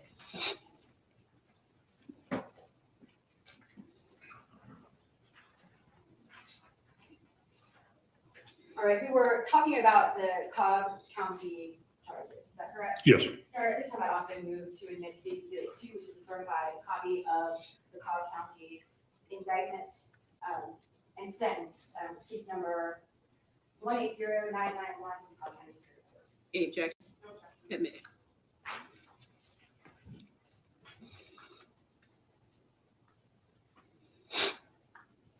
Show page 1 to the jury. And page 2. Is this a list of the charges that you were familiar with? Yes. Were you aware that the defendant entered a plea to these charges on January 18th of 2019? Yes. Were you present during the plea? No. When your son was charged with this list of charges, how did Shirley react? It broke her heart.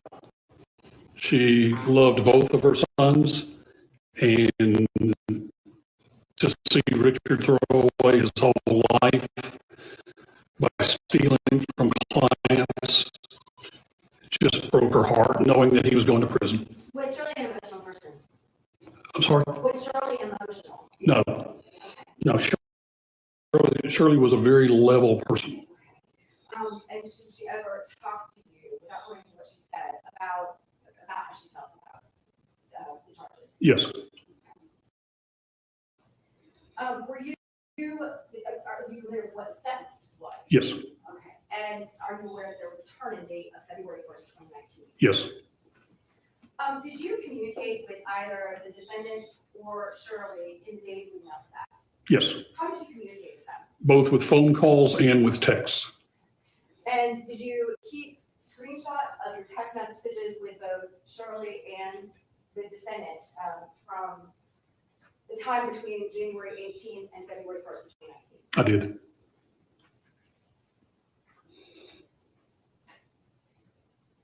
Are you aware of where the defendant was living between those dates? He was living with his mother. In that zone out home? Correct.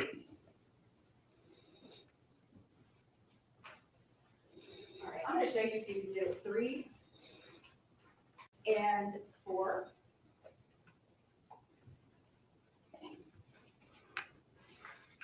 Starting with State's Exhibit 3, what are those? These are the copies of the screenshots of the text between Richard and I. And are those actual recordings of the text messages, in fact, that they were screenshot from your phone? Yes, in fact, I still got the original text on my phone. And have there been any material alterations or deletions? No. And what about State's Exhibit 4 with that? These are texts between Shirley and I. And are those from the same time period between the defendant's plea and his turn-in date? Yes. All right, and have there been any material alterations or deletions? I don't know if I've messed it up. I don't know if I've messed it worse. I've just been in so much trouble with you guys. I hope it's okay now. I hope you can hear me okay now. No. All right, we took it to 3 and 4. Any objection? No objection. Admitted. Fuck me, I can't even hear now.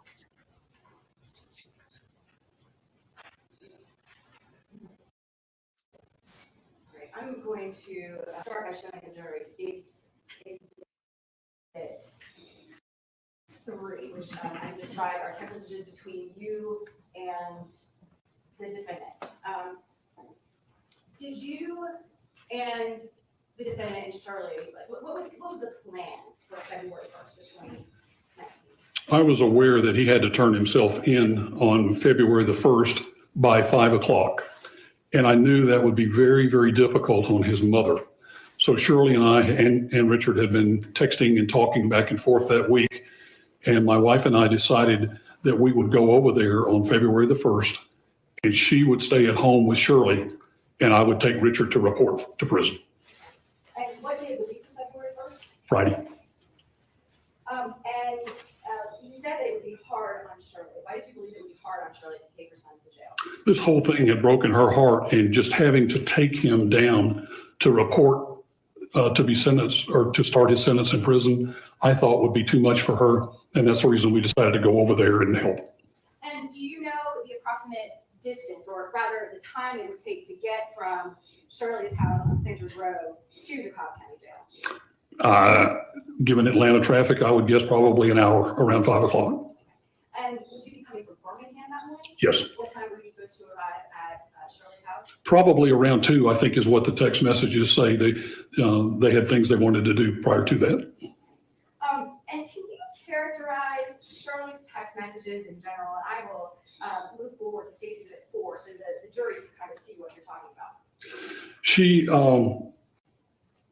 She wanted to take Richard, but she also was relieved that I was coming over to take him to report to prison. Okay, well, just in general, Shirley's messages, how did you text?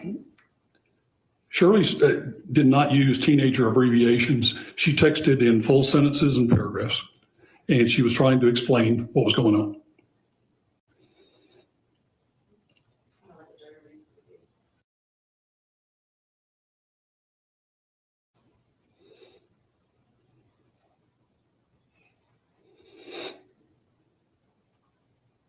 She refers to Mia and Jack in these messages. Who are Mia and Jack? Mia and Jack are Richard's 2 children.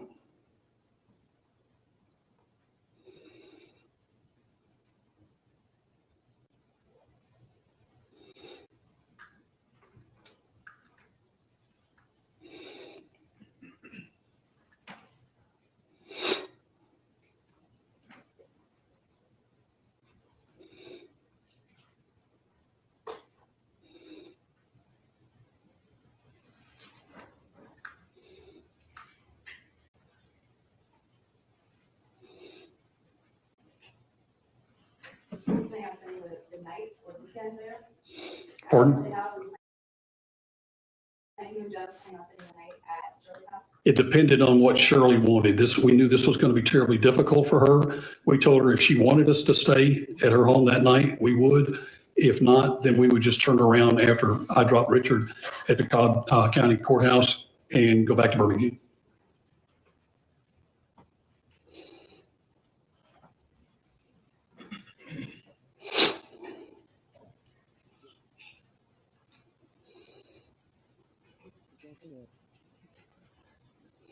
I want to focus specifically on what happened on February 1st. Did you drive into the area that day? I did not. I received text messages from Richard and from Shirley asking me not to come over on Friday morning. I am going to point your attention to State's Exhibit 4, the last page of that. See that on the screen there? Yes.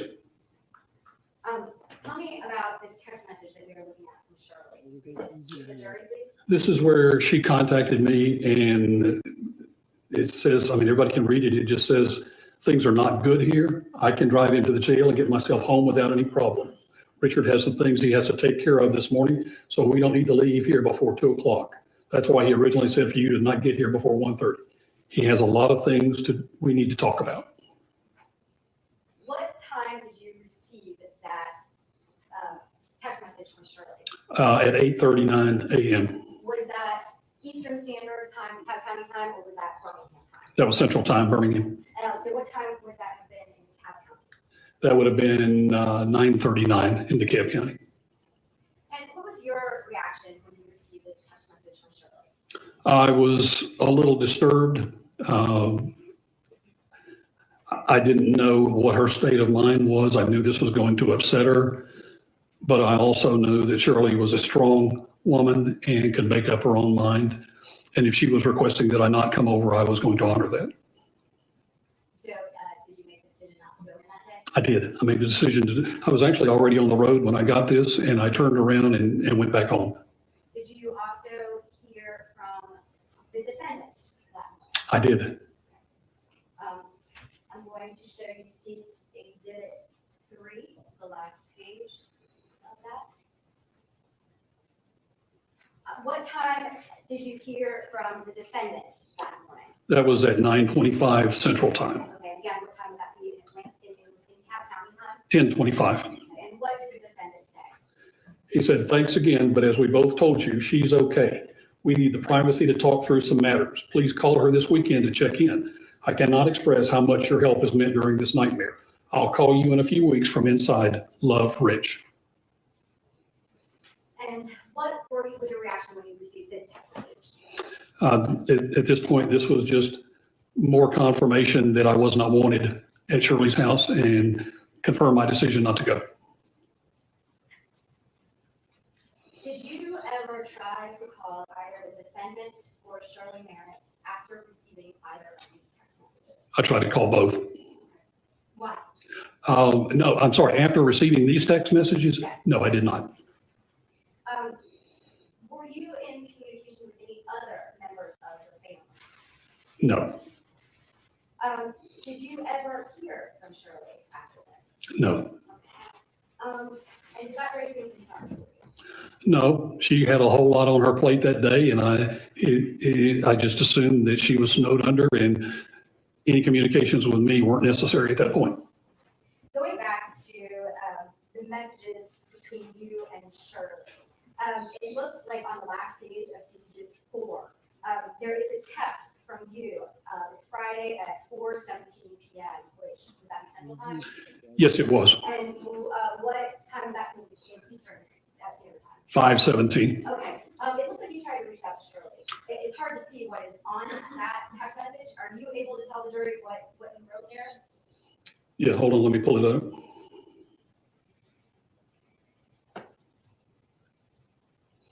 I can tell you what it says without looking at it, but basically it says, call me please, because I had already received the call that he had cut his bracelet and was running. Who did you learn that from? I received a call a couple of minutes before that from Janine that she had gotten a call. All right, we're not going to go into what Janine said, but do you know about what time you received that call from Janine? It was, I would say, 10 to 15 minutes after 5 o'clock Eastern time, so 4:15 my time. Okay. And so when you learned that the defendant had cut off his ankle monitor, what was your reaction? Pretty much shocked that he would do that. Okay. And do you know about how many times you reached out to Shirley after that? I tried to call her phone several times, and I sent her that text asking her to call me. And did you ever hear from her? No. And did you reach out to the defendant as well after that too? I tried to reach him as well and got no answer. Okay. And what's going on in your mind at this point? It was very confusing. I didn't know what was going on. My main concern at that point was where was Shirley? And so what did you do? I had several more phone calls with Janine and a couple of other family members. And I was aware that they were trying to locate Shirley too, and Richard. Did you ever call the police in Cap County? I did not. Right. Were you aware of whether anyone else did? Yes, I was informed that someone had called the DeKalb police to come out and try to enter the home and see if Shirley was in there. Okay. Did you decide to go to the home that night? I did not that night. It was about, I want to say 9, 10 o'clock, something like that, my time, when I got word that the DeKalb police had gone there and did not have probable cause to make entry. We're not going to what was said. But you got word that Cap County police had been there, and what did you do after that? After that, I talked to Janine. I said, I need to get into that house. It's late now. Did So, you have a key to the house? no, but Janine did. Okay. And so what did you agree to do? I was going to meet Janine and her dad the next morning at about 9 o'clock Eastern time at the entrance to that subdivision to get the key from her to go into the house. And did you in fact drive into DeKalb County on February 2nd? I did. Around what time did you leave from? It was probably 4:30 5 o'clock in the morning, my time. And what time did you arrive at the house? It was a few minutes before 9. And I'm going to show you State's Exhibits 5 and 6.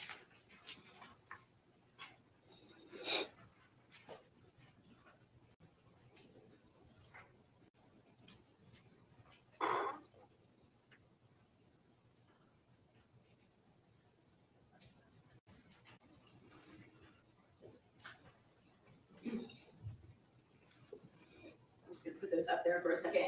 When you arrived at the subdivision, did you in fact meet with Janine? I did, at the entrance to the subdivision. Did you get the key? I did. Okay. And was anybody with you that No. morning?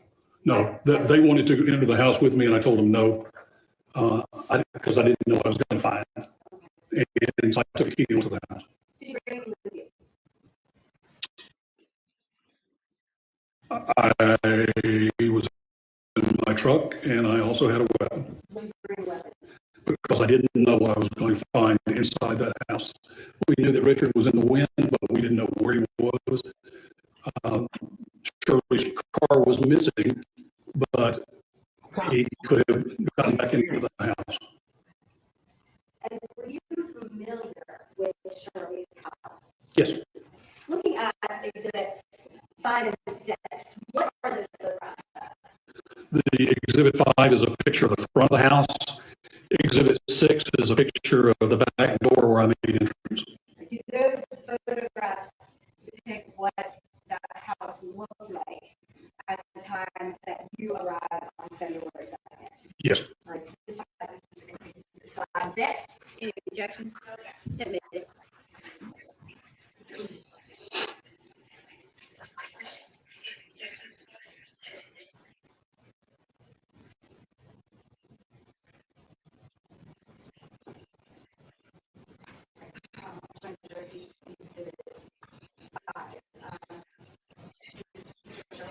Yes, it is. Did you go through the front door? No, And did you try to? I did. I checked all the doors. All the doors were locked and secured with deadbolts. And so I went around to the back door and made entrance on the next picture through that door. Before you get there, how many entrances were there to? There were several, because they had several glass doors, French doors on the back, and they each had doorknobs, and I believe there was also another entrance downstairs in the basement through there. Did you check all of those? I did. I'm sorry? I did. And what did you find? All doors were locked and secured. Did you see any broken windows? No, Did you see anything that you would consider to be evidence of somebody having broken into that house? no. Tell me about the garage. Where was the garage located? If you look at this picture, the garage is over on the left-hand side. The picture that you're, the window at the top is over the garage, and then there is another window into the garage on the far left, and behind the mailbox post is another window. And was the garage door closed? Yes, the garage door was down and closed. Do you know whether Shirley parked her car inside that garage? Normally she did, yes. And what kind of car was she driving? Honestly, I don't remember. And were there any vehicles in the driveway? No, mine was the only vehicle. Okay. And I'm going to show you Steve 6. What is this photograph of? That is a picture of the door that I entered on the back of the house in the backyard. What does that door enter to? It enters into a little hallway. There is a laundry room and a bathroom off to the right as you go in there. Why did you decide to go through that door? I just thought it would be the most convenient to go through. Why is that? Just seemed like it, because the first thing I wanted to do was try to locate her, and that gave me an end point on the house to start going through. Did you knock on any of the doors? I did not. And we were able to get into that door using the key. Yes.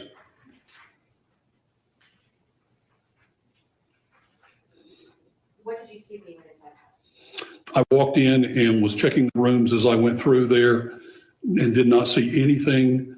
And then I moved on into the kitchen and the den. And there's also a bedroom on the first floor. Didn't see anything there. Went around to the living room and there wasn't any, in the dining room, and there wasn't anything there either. And did you try the door to the garage? Did you go to the garage? I exited through the garage.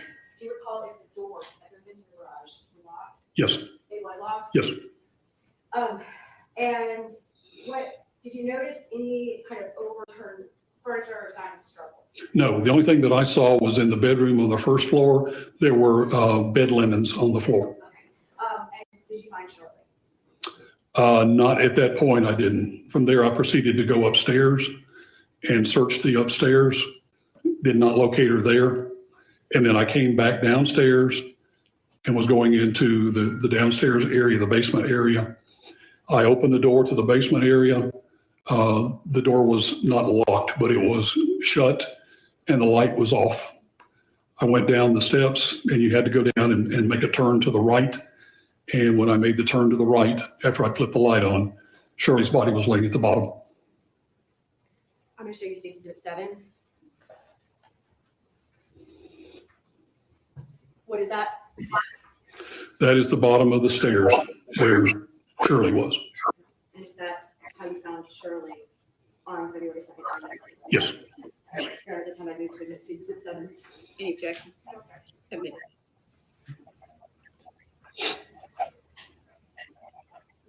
Can you hear me now? I'm not too sure you can hear.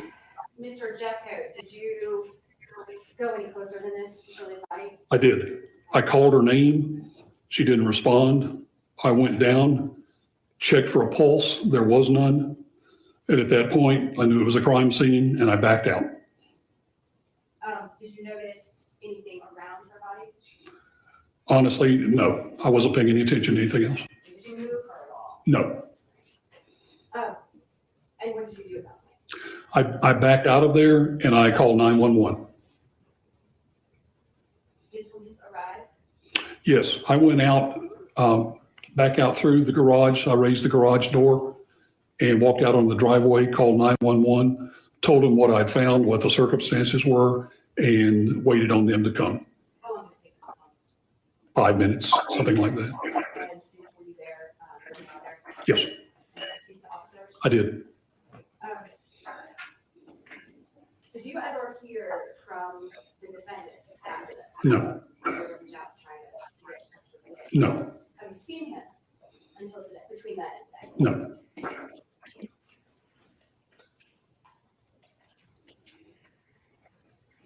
Thank you, Mr. Jeffcoat.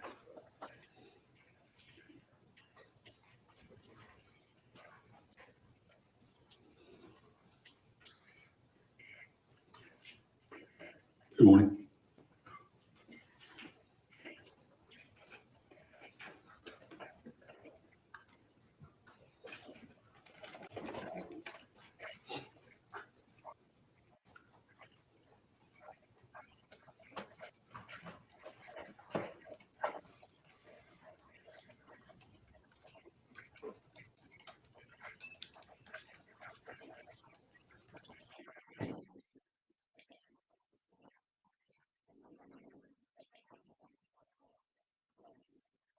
This is a fucking disaster. I'm on shit again. My fucking days. Please text me. Stop texting on the day.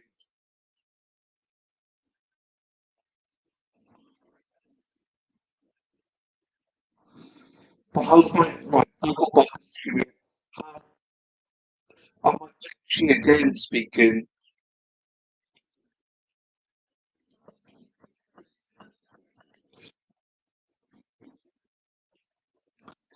I'll play it again. I'll play it, but I'll just have to mute myself or something. If I don't even know what's going on. I've never had this issue before. I tried to put the mic on the headphones, and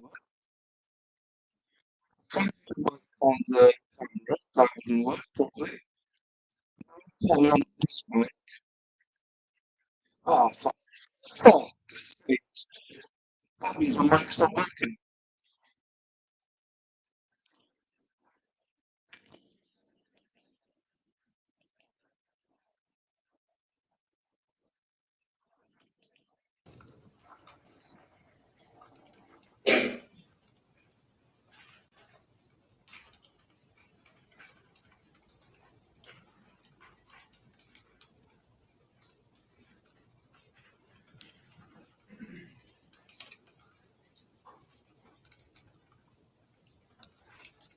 I'd like to begin talking with you about the text messages. Okay. Text messages between you and Shirley as well as Richard. You were the one who suggested coming to Georgia to assist with the transportation, is that right? That's right. And you spoke with Shirley about that, Yes. and you spoke with Richard about that. Yes. And when you spoke with Richard about that, he was grateful.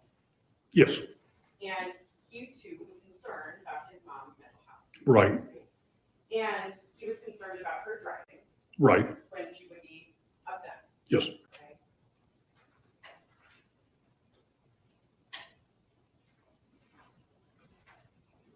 And I'm going to point your direction to what has already been marked as State's Exhibit 3, the text messages between you and Richard.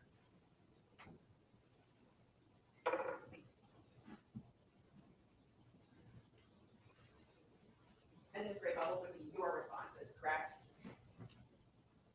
The dark blue is me. The light blue is Richard. So this is you saying, thank you so much, that's a relief for me, was worried about her. He says, I was too, this makes us all feel better. No, So I have the opposite. you have the opposite. That's correct. So Richard is actually starting these two levels of conversation, expressing his worry, was worried about her. Well, I said, happy to help make it easier on your mom. I'll be there by 1. He replied, thank you so much. That's a relief from me. Was worried about her. Right, so that's Richard responding, I was worried about her. Right. And you and Richard discussed the details of that drive from the Merritt home to the jail, correct? I think he texted something about stopping to get a cup of coffee on the way, but that's the extent of it. So you didn't text about timing? Well, I'd already been told not to be there till about 2 o'clock. So I planned to be there about 1:30 or so. Okay. So your testimony is that you didn't text with Mr. Merritt about timing? I don't recall the texture right there in front of me. Okay. So I will point your direction to this is State's Exhibit 3 again. Rich. Here's the discussion. We need to leave by 2 p.m. just to make sure we get across town in traffic. It's about 45 to 60 minutes, 40 miles or so, but it is Atlanta, Super Bowl weekend. Of course, you and Joan, if she wants to come, should stay the night. And here's the rest of the cup of coffee. Right. So you and Richard were making plans about timing. Right? Yes. You had concerns about traffic. Right. Many of us do. And he wanted to make sure that he was there on time. Right. Now, you testified about the text that you received, starting with this Merritt at 8:39 a.m. on your phone. Right. And this is State Exhibit 4 that's been previously entered. 8:39. We have 2 pages that are a little bit cut off. I'm going to start with this whole page here. This is 8:39. Correct. Now, when you took these screenshots, this was when you were at the home of the Merritts, correct? Correct. And this was in Georgia. Yes. And this 8:39 text, you could just testify about the manner in which Shirley has texted. I believe you texted that she didn't use abbreviations. Right. Right? And this text, 8:39, it does not use abbreviations, right? Right. We have full words. We have punctuation, right? Right. And then your testimony is that you later received the text message from Richard. And these text messages are the change of plans, is that right? Right. And that text from Richard was at 9:25. And again, you have a partially cut off text that goes into the full text here. And again, the screenshot that's given to the police is taken when you're at the home of the Merritts, correct? Right. I was sitting in front of it. And again, he's expressing concern for his mother. Yes. In fact, he's saying, please call her this weekend to check in. said he'd call me. Right here, it says, please call her this week. Oh, yes.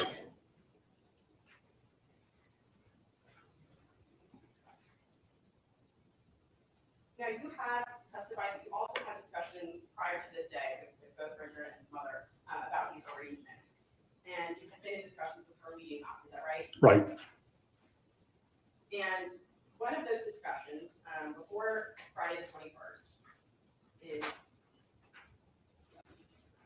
an indication from Shirley that she believed that Friday was not going to be a good day for anyone.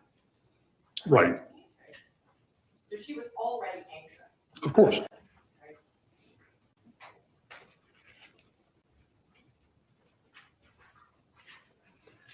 Let's pull up that first text. Exhibit 4, the text from Shirley. Friday is not going to be a good day for any of us. And this is days before, not on that Friday. Right? That's correct. Now, I'd also like to bring your attention to another text message from even before that, January 18th, and entered here today. And states Exhibit 3 had a conversation with Richard on January 18th. Just before you see this here. And this is Richard's text, correct, in the gray. Yes. This is yours. Yes. Richard is indicating back on January 18th, mom is okay. Stress had a meeting, probably dehydrated. She's in bed now and has nothing planned for tomorrow. They're thanking him for letting him know. Yes. So back on January 18th, he was concerned about her health. Right. Were you aware of hospitalization right before this? Yes. Okay. That was just days before January 18th. Yes. And you know that January 18th was the day that Richard was to be entering his plea in a cosmetic case, right? Right. So just days before entering that plea, Shirley had been in the hospital. Right. Now, I'd like to turn away from these text messages and talk about when you went to the house on February 1st. Now, you testified that you left around 4:30 or 5 o'clock Alabama time, is that right? Right. And when you left, you had not heard from Shirley. No. You had not heard from Rich. No. At that time, you didn't know about the car and whether it was there or not. I believe that I was told the night before that Shirley's car was gone, but Rich's car was there, but I'm not real clear on that. So you're driving from Alabama and you get to Shirley's home, I think it was right around 9 o'clock, Georgia time. Right. And you went and you checked the doors. Well, I should start back up a little bit. You met with Janine Manicosi, who is Richard's ex-wife, is that right? Yes. And her father. Yes. And his name is Michael Salvatore, is that right? Correct. You met them at the gate of the subdivision? Wasn't a gate, it was just an entrance to the subdivision and that's where I told him to meet me. Okay. So you met with them there and then you proceeded by yourself to the home? Yes. And when you get to the home, I think Ms. Cott asked you, you started to go to the doors. Yes. You don't know how many doors are on that home? I walked all the way around it and rattled every door and they were all secure. You don't know how many doors. Not right offhand, no. Now you go inside the home and you're the first person to find Ms. Merritt. Yes. And when you find her, you check her pulse. And you said immediately you decided to leave the house. Is that right? Right. And then you called law enforcement. Right. You waited for them to come. Yes. And you did not try to ascertain who had been at that scene before you. No. You didn't try to investigate yourself. No.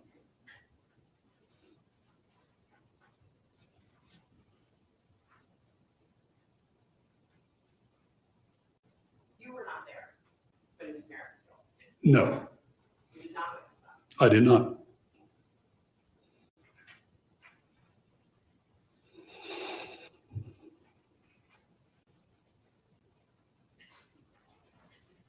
I have no additional questions. Thank you. Any redirect?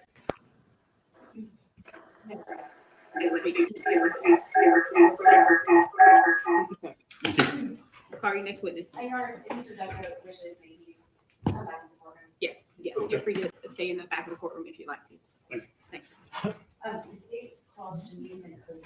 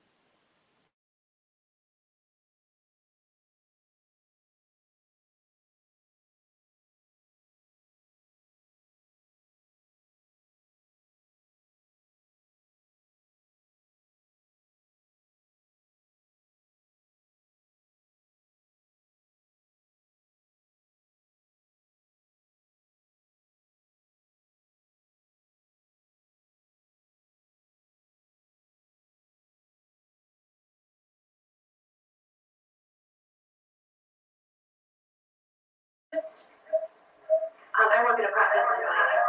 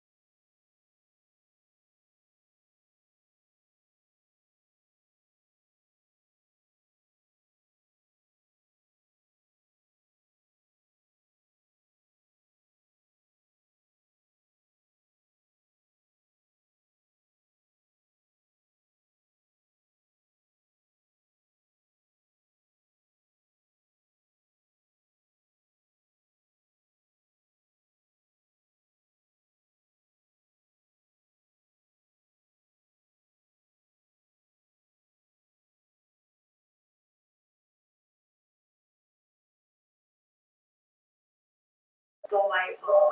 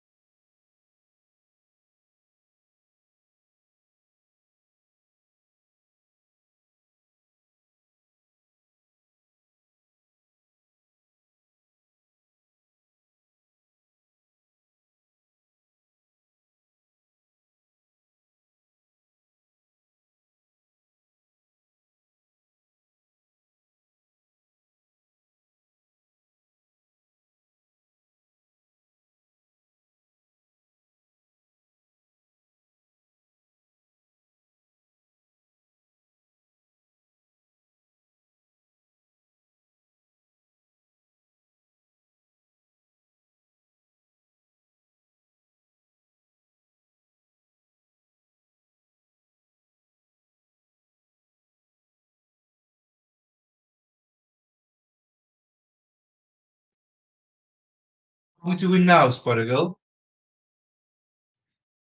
Before we start again, how are we doing? How is my audio? I couldn't get camera that didn't work just now. Please, any issues whatsoever?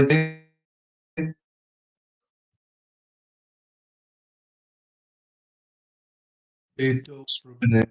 I've seen it. I've since I didn't know I was here. I put it on my phone, but it wouldn't work. So I'm not going to start to fix this. Right, hang on. Why?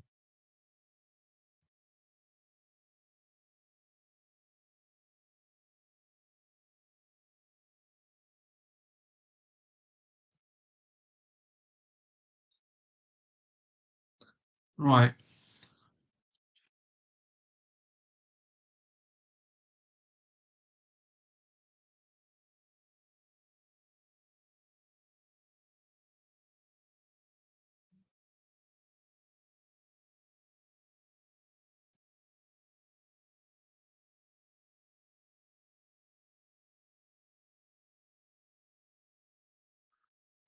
I'm rebooting the whole thing.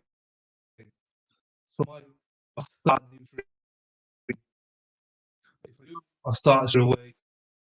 I'm just going to reboot the whole system, then my laptop, everything.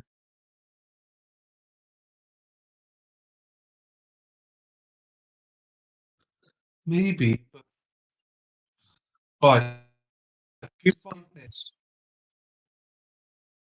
I'll see what happens. You might have the screen here, but I'm going to reboot it and see what happens.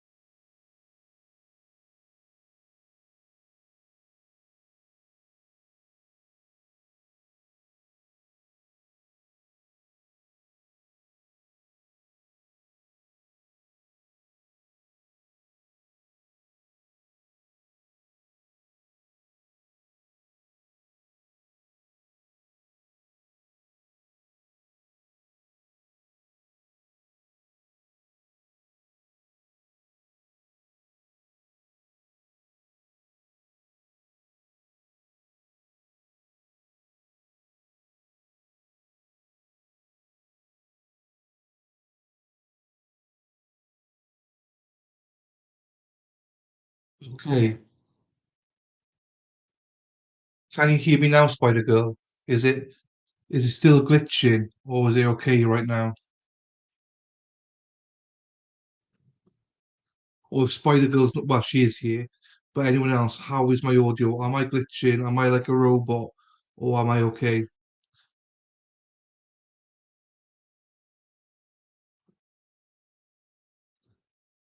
I've never been so pissed off.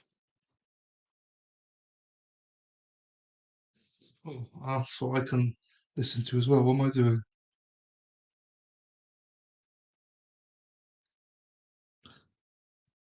It's all on you, Spider Girl. There's other people here, but it's all on you. Um,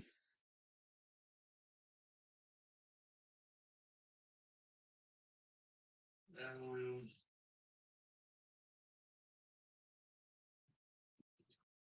okay. Can you hear me now, Spider Girl?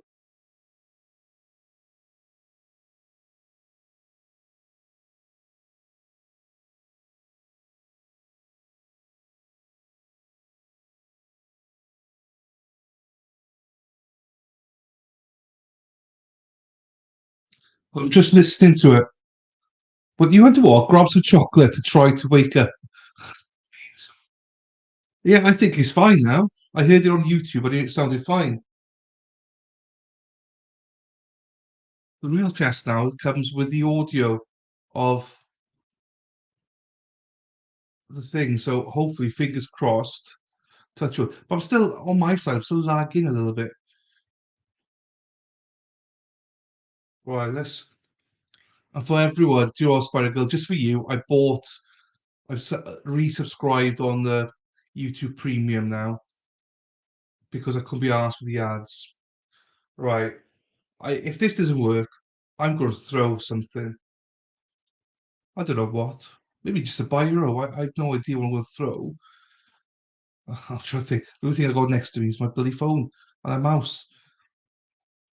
I'm not going to throw them. Um, right.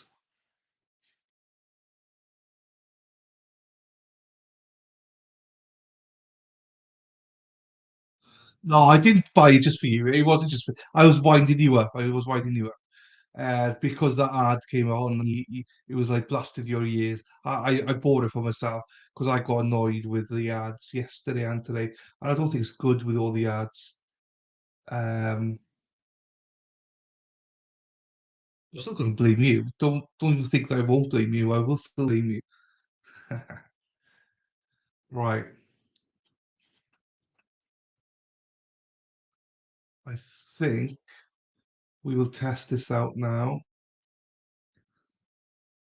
We're on lunch now. So this witness is here,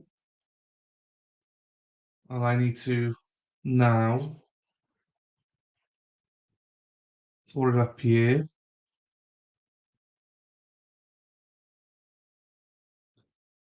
Share screen. Share now. I've got to test it out without my headphones to see if that works. And if not, I'm sorry, with the headphones. So She's a delightful that doesn't work for child. me. Let's try it. Motherfucker. Let's try it with the headphones then.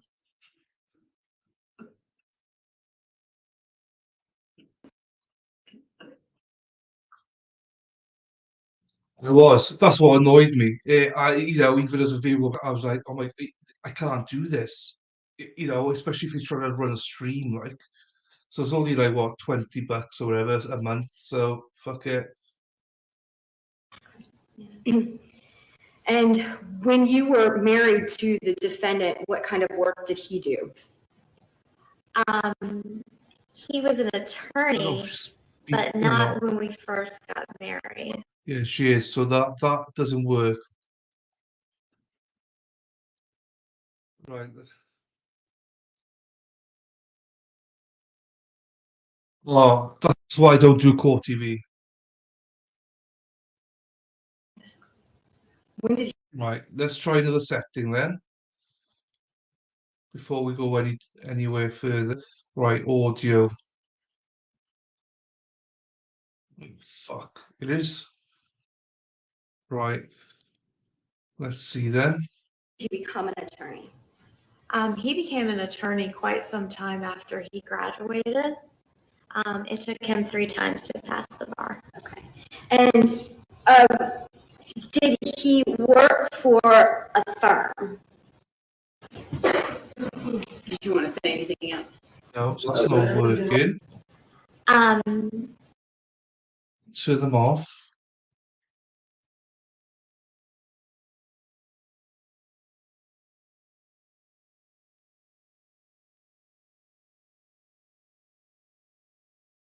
He was an attorney, but not when we first got married. Right. How's that When did he working? become an attorney?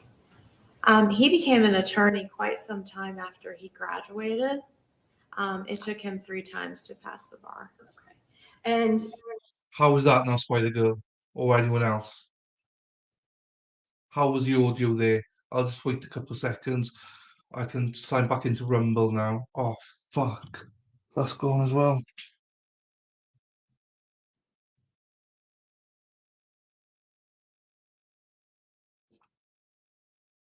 Go live. Oh, I lost everyone in Rumble. Bollocks. Do we play the audio a bit more? did he work for a firm? He worked for many firms. All right. Did he, what kind of law did he practice? He practiced many different kinds of law over the years. He had a lot of different jobs at a lot of different firms doing different things. Prior to losing his license, what was he doing?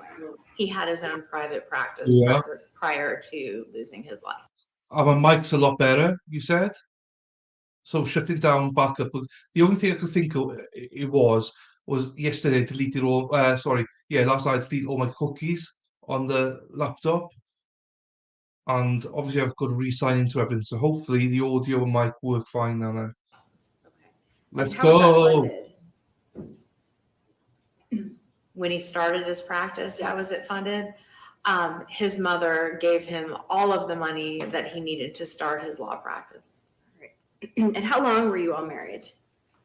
19 years. When you and the defendant were married, what kind of lifestyle did you live?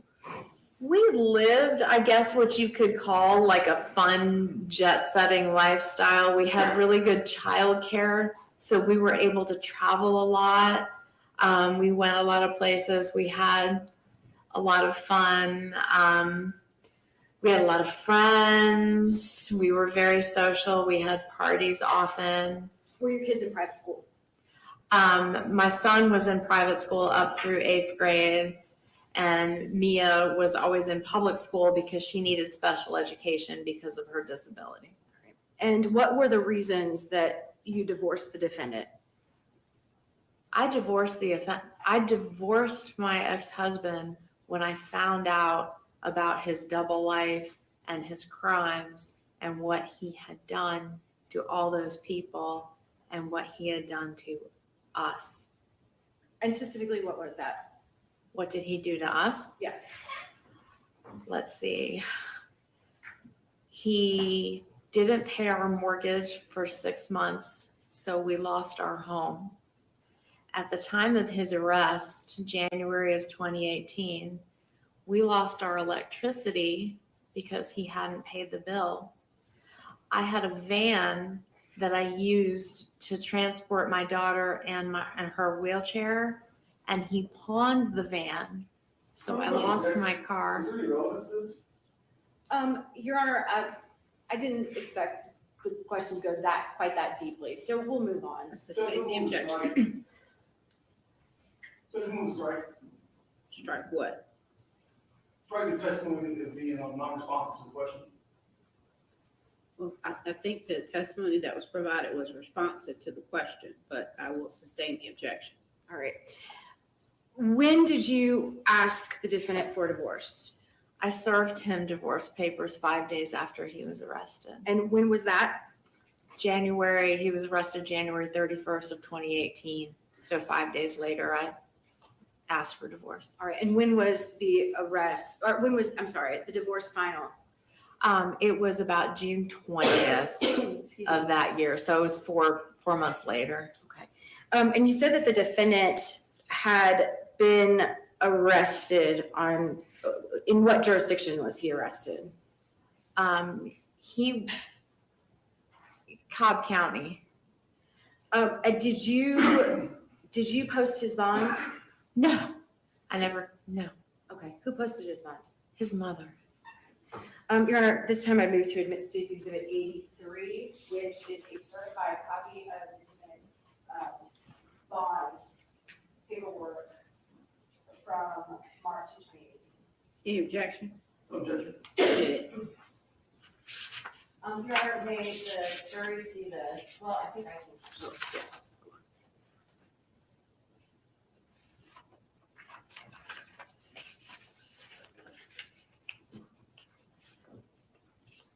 I'm going to show the jury the State's Exhibit 83, which is that bond paperwork. Do you know the amount of the bond? I don't remember. I know it was a lot, and I know she put up her house. I'm going to zoom in. No, she fucking hates him. All right, Ms. Medicosi, what was your relationship with Shirley Merritt like? Well, she was my mother-in-law, and I included her as part of our immediate family because she was so close to my children. Her grandchildren were her entire world. She was at birthdays and baseball games and band concerts, and we talked to her a lot. We were together for holidays and birthdays, etc. Okay. And did you maintain a relationship with Shirley after you divorced the defendant? I stayed in contact with her, yes. And why? Which is incredible did you to communicate think. with her Yeah, I agree. as often? No. Okay. Did you visit her at her home in the Smoke Rise area? Yes, I did. I would bring the kids over there to see her, and I did go over there and see her. Did you maintain Where's what you Madwell? consider to be a good relationship with Shirley? I was polite to her, but our relationship became strained during that time because she did not want me to divorce Richard and was very adamant about it, and we used to argue about it. So. Okay. And I mean, were those big arguments, or I mean, how did that play out? I didn't have big arguments with her. We had a lot of terse conversations that were contentious. I never fought with her. I always treated her with love because I did love her. And after the divorce, did you maintain any kind of relationship or contact with the defendant? I did have contact with him because I was letting him see my daughter almost every Sunday. Would you consider Shirley to be a good grandmother? Yes, she was the best grandmother. She was the best grandmother. And did she cook? Yes. Any specialties? She was a very good cook. I think I would say her specialty would be Southern soul food, which everybody really loved. Her desserts were really good. Well, let me back up to this. Were there any special meals that she would cook for the defendant? Yes. One of the favorite things that she made was her spaghetti and the sauce Maybe. recipe. And I actually use that You recipe might be right. myself to this. I've no idea. I just tease her all the time. I tease you as well. What was the Whenever you relationship argue. between the defendant and his mother like? You always do. You two. Contentious. Oh no. They Isn't he? argued a lot. She did a lot to help us, yet Leah should he be a wasn't tomorrow. always nice to her. He would get frustrated with her because he thought she was too involved in our lives a lot of the time. What do you mean she would do a lot to help you? She did so much to help us. She helped us buy a house when we were young. When we were first married, before Richard was an attorney, she helped us out financially because I was a student and we needed help paying our bills. And of course, like I said, she gave him the money he needed to start his firm. And when the defendant was arrested, did he hire a defense attorney? He did. Do you know who paid for that? Shirley paid for it. Okay. Did you or the defendant owe Shirley any money at the time of her death? I know he had borrowed money from her that he intended to pay back, but the understanding was he was never going to pay her back. Okay. Yeah. Did you ever hear, you said that there was some contentiousness between the two of them. What in general were their arguments about? Everything. Okay. Everything. All right. And what was Shirley's reaction after learning that the defendant had committed these crimes against his clients? Oh gosh. Without going into anything that she would have said. Right. She was devastated. She was devastated that her son had been capable of hurting all those people. It ruined her life. So the defendant was, where was the defendant living at that point? After he was bonded out? Yes. With her. She took him in. And was he living with her up until the day of her death? Yes. The defendant was sentenced in Cobb County on January 18th of 2019. What was your relationship with him at that point? I was still talking to him. He was still seeing the children, and we had made arrangements for him to say goodbye to the children before he was supposed to report. So we were still in contact with each other. Did he ever discuss the charges with you? Yes. Okay. And what was his attitude toward them? Your Honor, I think it goes to the motive in this case. I think it goes to kind of his frame of mind during this entire time period and during the time that we are alleging that he killed Shirley. I can't see where this means we talk about this very long. I think she can talk about what she visually observed and what he told her during this time period.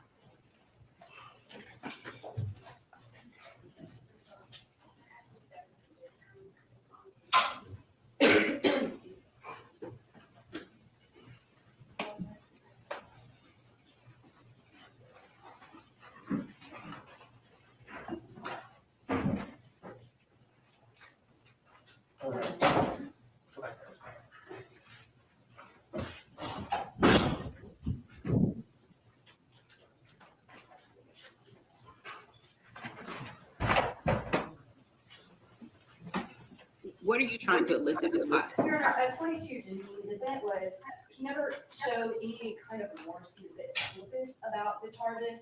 I think this goes to the day of the crime. Our theory of the case is that he made the decision not to turn himself in. What we believe happened is that that's what the argument Another 20 minutes, then it's lunch. So what I'll do is have like a quarter of an hour lunch break. Start getting quarter. Do his time and do the right thing, but he didn't feel that was something that was necessary. But this witness wasn't present for any of that alleged discussion that took place that morning. So what personal knowledge would she have of what his state of mind was that day? Well, we believe it was ongoing, that during, he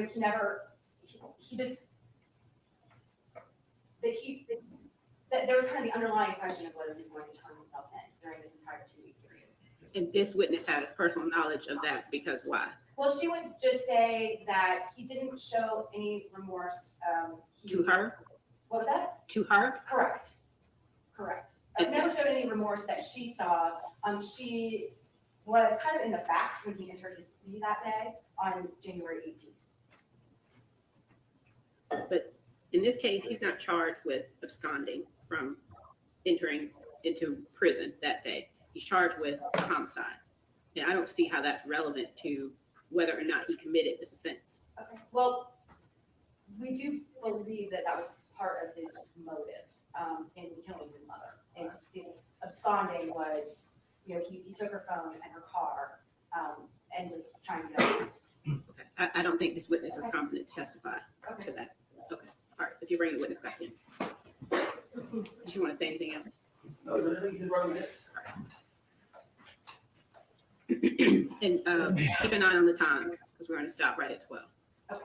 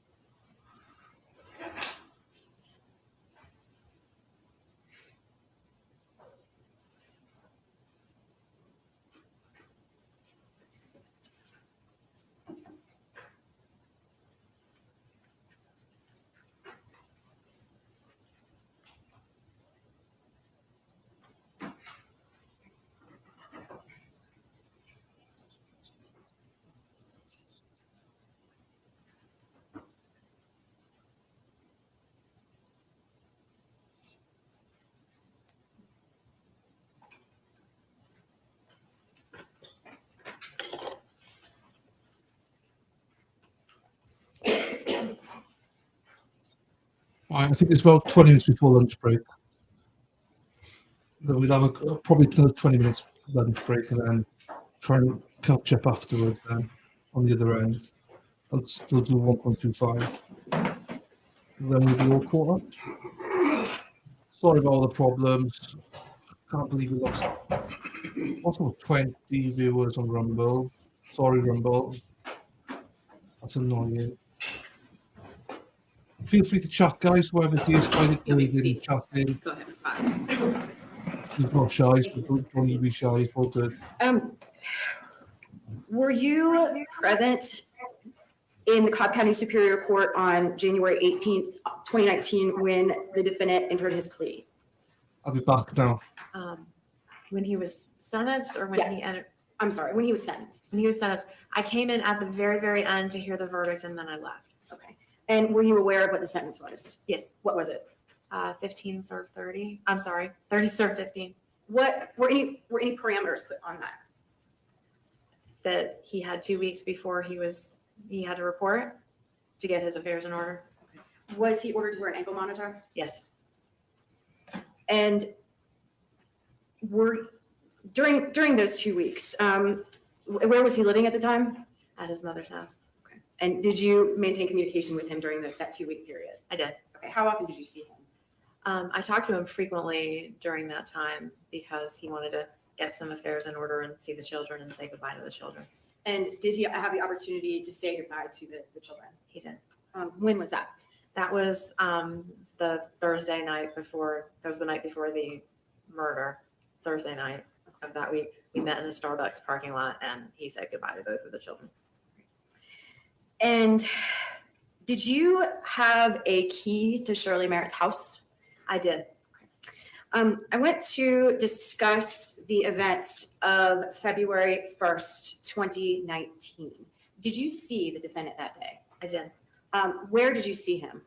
I saw him at my daughter's appointment. She had an appointment with her neurologist early that morning, and he met us there at the appointment, which was unusual.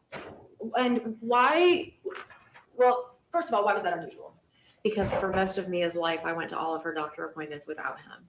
And was it planned that he would meet him at the doctor's appointment that day? Yes, he said he was coming and he was going to meet me there, and I knew that there was a chance that he was going to come. And did he in fact meet you there? He did. He got there a little bit late, but he did come. Okay. Where approximately is the doctor's office? Sandy Springs. Okay. And can you, is that somewhere off 285? It's close off 285 near Children's Scottish Rite Hospital, that area. Who were you with that day? I was alone with Mia, with our daughter. And do you remember what time the appointment was scheduled for? It was around 9 or 9:30 in the morning, something like that. I don't remember exactly because of how much time it's been, but that was approximately the time of the appointment. Do you remember whether he met you there on time? No, he was late. Okay. And do you remember about what time he did meet you?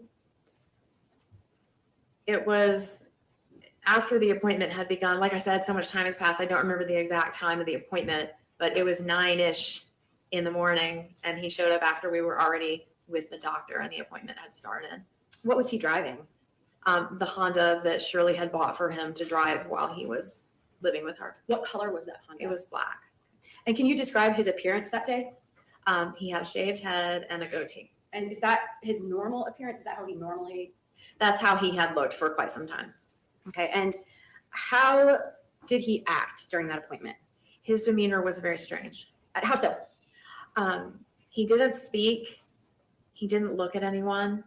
He didn't talk to me or the doctor. He had an aura of, it's hard to describe. He was either very angry or. I'm not going to ask you to speculate as to how he was feeling. I'm just what you. He was quiet. He was very quiet and didn't look at. I'm sorry, I didn't understand the question. Okay. He was very quiet and didn't look at anybody or say anything. Okay. Did this seem unusual to you? Yes. And did he ever say anything to you about turning himself in that afternoon? At that appointment, no, I don't believe he did. Did he actually go into where the appointment took place with you? Yes, he met me in there. And how long did the appointment last? It was very brief. It was a 10 to 15 minute appointment that was very routine. And did you all leave the appointment at the same time? We did not. Okay. What happened? The doctor offered. Okay, without saying what was said. Right. We did not leave the appointment at the same time. I believe he left before me, and the doctor escorted me out to my car. Did you hear from the defendant after that? No. Did you ever talk to Shirley that day? I did not talk to her that day. When was the last time you spoke to her? The night before. And what was that conversation like? Well, she was upset about the events, and we had spoken for a couple of days about her making plans for Mike Jeffcoat to come and drive Richard to jail. Okay. And in your opinion, was that an appropriate plan? Yes. Why is that? Because Shirley was way too upset to drive him herself. Okay. Is you knowing Shirley, is that something that she would have agreed to? Yes. And after that, I'm sorry, you said that you last spoke to Shirley the day before the 1st of February, so January 31st. Did you ever hear from her after that? No. Did you ever reach out to her after that? I did try to get in contact with her later in the afternoon on Friday. Okay, why is that?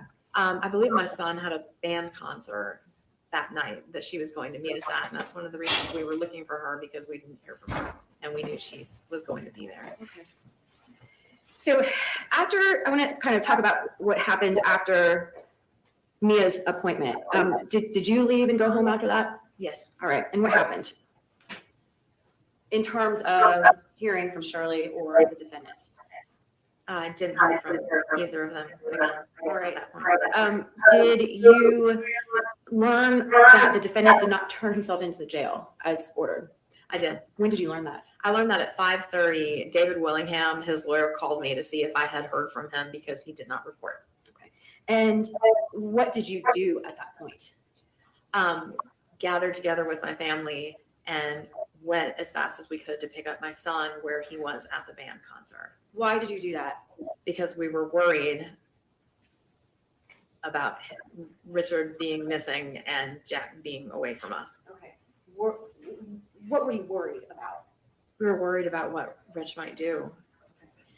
And you said you reached out to Shirley. Do you remember about what time that was? We called her several times that evening. And who's we? Me, my parents, and I don't know if Mike reached out to her, I'm sure. Okay. Were you in communication with Mike as well? Not that day. Okay. When did you talk to Mike? Saturday the next morning. Okay. And did you go to Shirley's house on February 1st? The day that she was murdered? Yes. No, I went to Shirley's house the next day. Okay. And what was the purpose of that? To check on her because we hadn't heard from her and we were very worried that something had happened. Okay. Did you go with anyone? Yes. My dad drove me to Shirley's house because I had the key and we met Mike Jeffcoat there. met there together so that we could check on her because we were worried that we hadn't heard from her. What is your father's name? Salvatore Minicosi. Does he go by Sal? He does. And what happened when you met Mike Jeffcoat there? We arrived at her house at the same time, and he said he offered to go in first, and I waited outside in the car with my father. What happened after that? Did you see Mike go into the house? I believe we were not. Mike called us. We were still in our car. Okay. And then Mike called us to tell us that she was dead in the house. And then he came outside and we talked to him. We saw him while he was waiting for the police. So were you in a vicinity where you could see the house? Yes, I was parked in the cul-de-sac right in front of the house. Okay. And did you see Mike check the doors to the house? Mike did that right before we had pulled up. We had been around the corner in the neighborhood. Right. And did you see any cars in the driveway? The Honda that Shirley had bought for Richard was there. When you arrived at the house, do you remember, were you able to see whether the garage door was open or closed? I don't remember. I was so upset at Shirley being dead in the house. I don't remember getting a look at the garage door. Tell me a little bit about that garage door. How would you be able to open and close it? Well, with the remote, with the remote or the button, just as usual. Was it one of those garage doors? I know that sometimes you can press the button and run out and it'll still close. Could you do that with that? No. Okay. Did you call 911 after learning that Shirley was dead? Mike did. Did you ever hear from the defendant that day? No. Okay. Did you work with the U.S. Marshal's office in their attempts to find the defendant over the next several months? Yes, extensively. Did you give them information about the defendant and where he might be? Yes. Did you have any idea where he was? No. Did you ever hear from him in any way during the course of those months? No. And did he ever reach out to your children? During the time that he was missing? Yes. No. Okay. Do you recall when you learned that he was arrested? Yes. When was that? That was 3 o'clock on the date of his arrest. The marshals called me to tell me. What was your reaction? I know I started screaming, relief, extreme relief that he had been caught. Finally. Why were you relieved? Because we were so scared during the whole time that he was gone that he might come after us or hurt us because his behavior had been so scary at the time that we last saw him. I don't have any further questions. All right, ladies and gentlemen, we are going to go ahead and take our lunch break now. I'm going to ask you all to please be back at 1 p.m. You will meet the deputy out in front of 7A at the other end of the hallway, just to make sure that you don't come into contact with any of the parties or witnesses in this case. Please remember the instructions. Right, let's take a quick 15 to 20-minute break. Do you know what? Let's get back. I'll get back here at quarter past 1. That means we're only quarter of an hour behind then. So that's what we'll do. That's what I'll do then. Obviously, I'll play at 1.25 so we catch up. And if you need longer, guys, just, yeah, I know Spider Girl, if you need longer for lunch, just catch up at 1.5. So, right, with that, I'm going to rush to get a sandwich done and get back in quarter of an hour. Fingers crossed to get it done, or close to that anyway. Right, catch you in a second.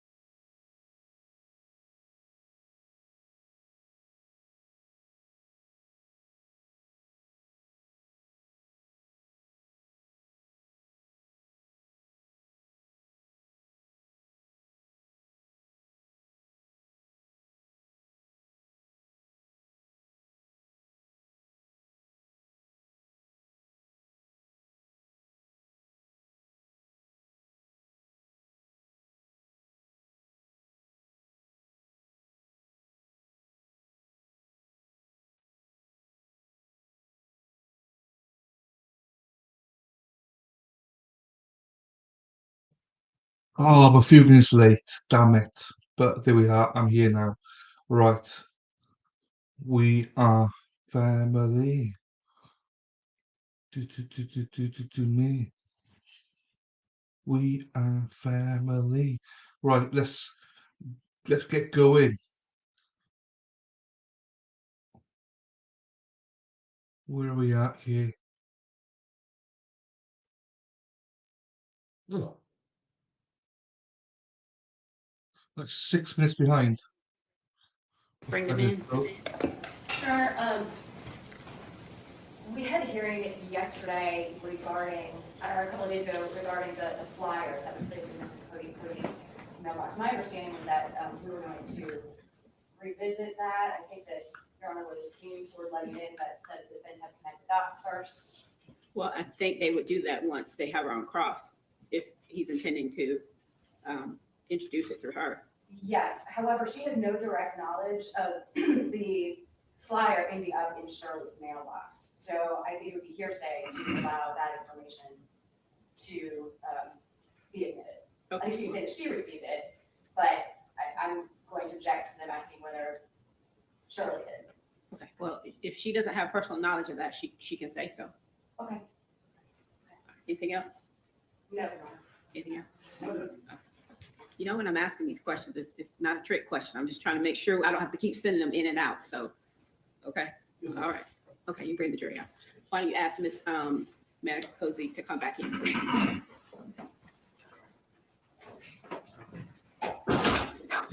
Okay, here we go. It's quite good timing, about 6 to 7 minutes behind, which we'll catch up pretty soon now.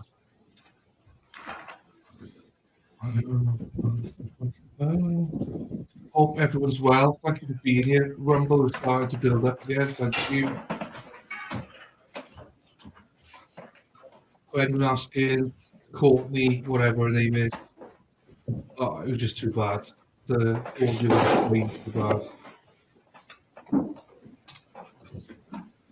So here we are in the trial. I don't think this is going to be a long trial. I think it's going to be fairly quick. I think we're going to be fine. And then after this, we will watch Aaron Hannah, and I'll see what the crowd, if the crowd are happy with that.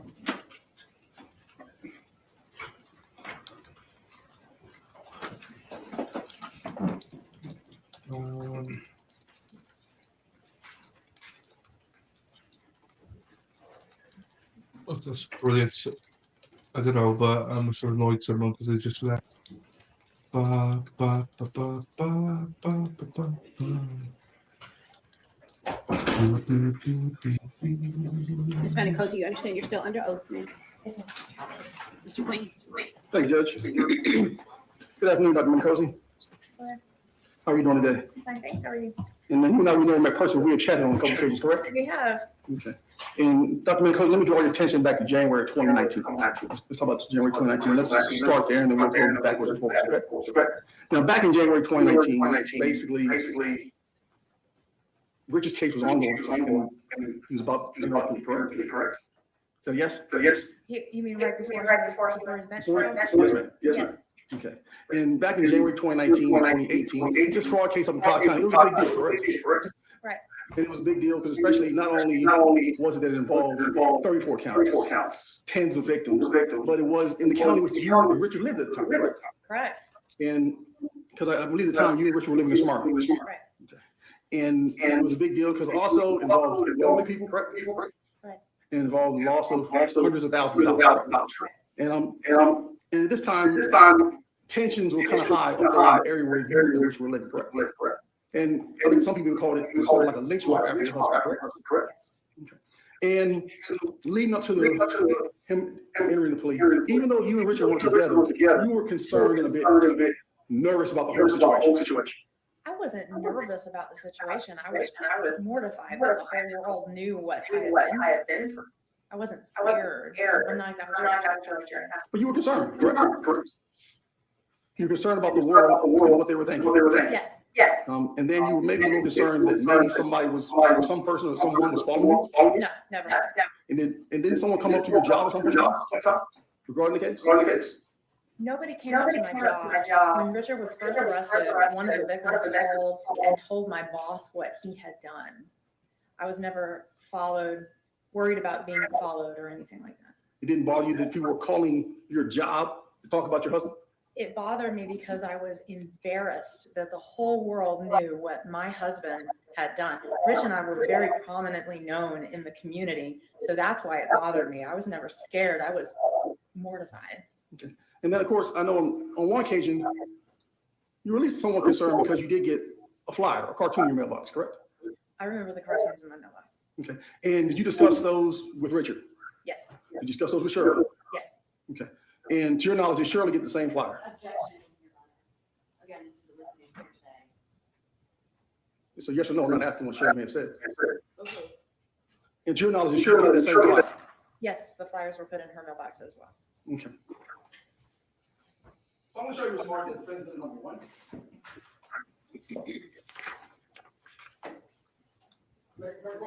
Yes.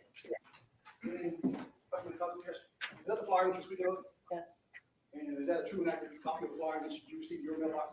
Did you understand Ms. Mayor also received? Well, I did not see the ones that Shirley received. Fair enough. That one This is the one that was in my mailbox. and one we discussed with Shirley. Yes. This time we move to introduce defendant number 1. Any objection? Can I look at it for one moment, please? Oh, it's just supposed to- What a beard! No, there's- I can see it before. Beard. Yes. It's amazing. And this is a flyer, a copy of the flyer that you received in your mailbox. And do you recall when it was in relationship to the day in which Richard was sentenced? I don't remember what day it was. It's been quite a while, but I do recall it was right before his bench trial, if I'm correct in remembering that. Like you said, bench trial. Was it a trial or was it actually the day in which there was a long sentencing hearing? The day of the sentencing hearing. I'm sorry, I'm not a lawyer. I don't know if I'm saying the right. That's fair enough. You're not- The day that he was sentenced. This was right before the day he was sentenced.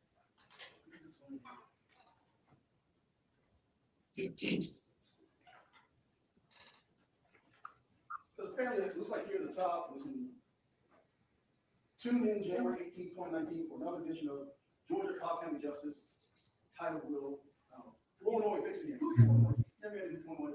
That was the judge. And then it's mentioned here, Judge, you never know I'm a repeat offender, and I violated my bond twice. I'm a bad boy. I know you'll go easy on me. And that was some of the language on the flyer. That's what I'm reading on the flyer. Then, of course, we have a comment here. Ask DA Margaret, hey, who cares about the elderly? We take care of our own. How do I look with a hairpiece? I'm such a tool. And there's some of the commentary from somebody on this flyer that you see. Yes. And there appears to be some comment here about DA Reynolds and also about the judge. That's what I'm reading. Yes. And that's what you see. Now, did that cause you, again, did it cause you any concern? I was not happy about it because I didn't want the victims to confront me because I felt so bad that they thought I was an accomplice. I was upset that they knew where I lived because I was afraid they were going to try to talk to me and not accept my apologies for him. I was never afraid of them. I just thought, oh, they know where I live. Are they going to come talk to me? Just like Inside Edition was in my front yard and they were trying to talk to me. I didn't want to be involved in any way. So that's why I was unhappy that the flyers were in my mailbox. I was not afraid. Now, excuse me, didn't mean to interrupt. But that day, isn't it true that you took your son out of school that day? I don't remember. If I did take him out of school that day, it was probably because everyone at his school was talking to him about it and he was emotionally traumatized. Fair enough. And also, isn't it true that you contacted Cobb County Police regarding what was going on? I don't remember exactly if I told the police. Okay. And what about the Cobb County DA's office? You recall reaching out to them? I had been in touch with one of the investigators at the Cobb County DA's office. And so I'm sure I talked to her. And you were in touch with her because you plan to offer evidence against Richard, or because of your own concerns about being involved in any way? I was in touch with her all along because I tried to aid in his conviction. So I gave her his computer, some materials that were in the storage space of our house. I talked to her and gave her information.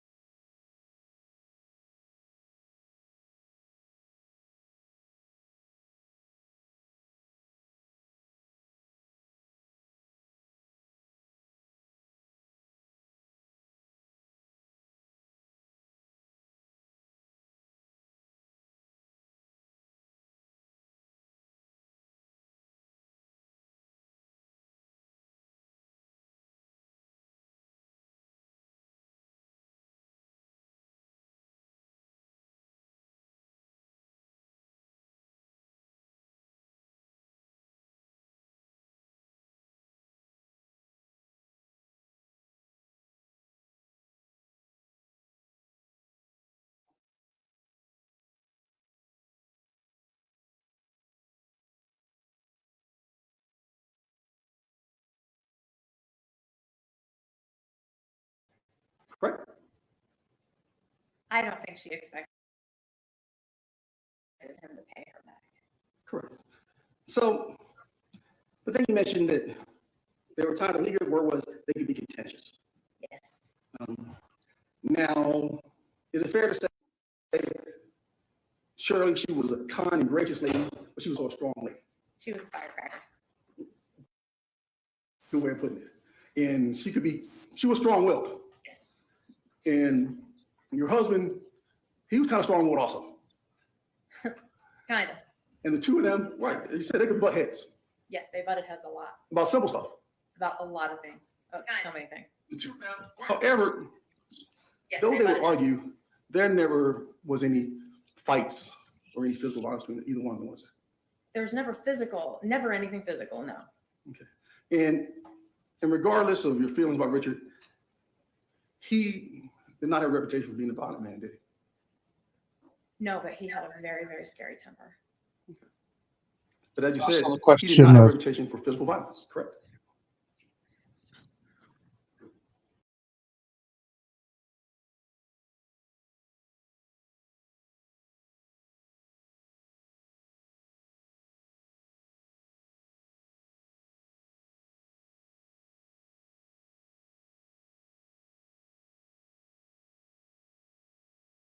This is so annoying. I keep crashing.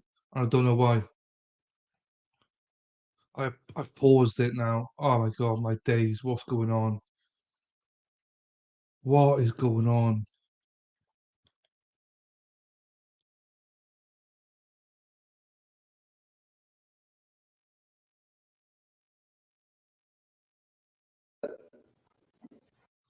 Every time I go bloody do this audio now.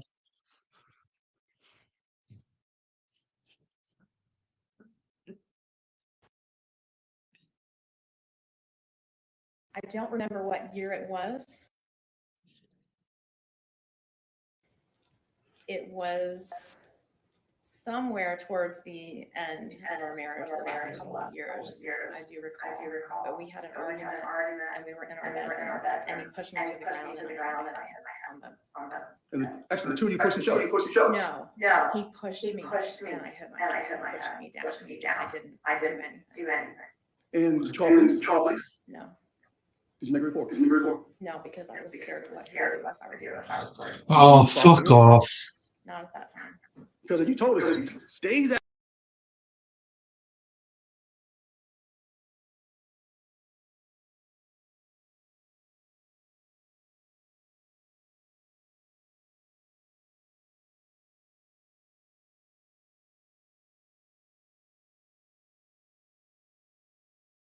What the actual fuck is wrong here? I keep crushing.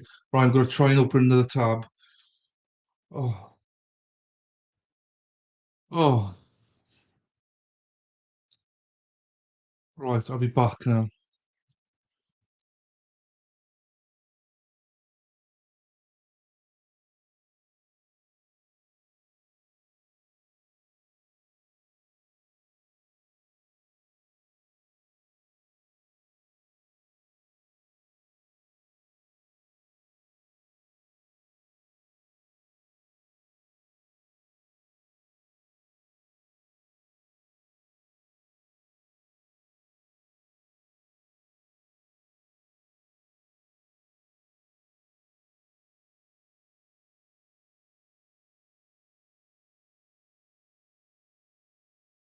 Right, I've done another tab.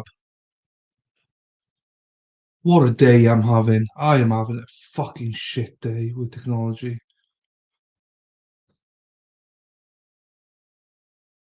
Every time it fucks up, like videos are starting to come up, creep up on YouTube and Rumble. And every time it fucking crashes then and they all disappear. Fucking so annoying.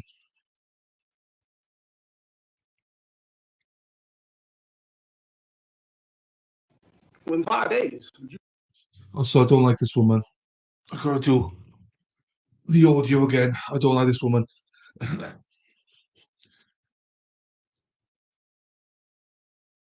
She's got it so in for.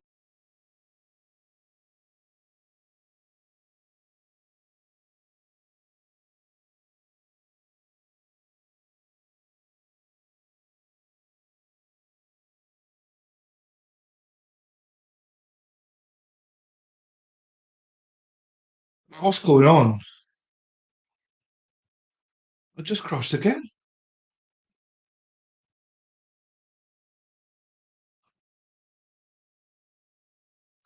I'll open a couple of tabs to see if that makes a difference. But I'll be share screen first with this bitch.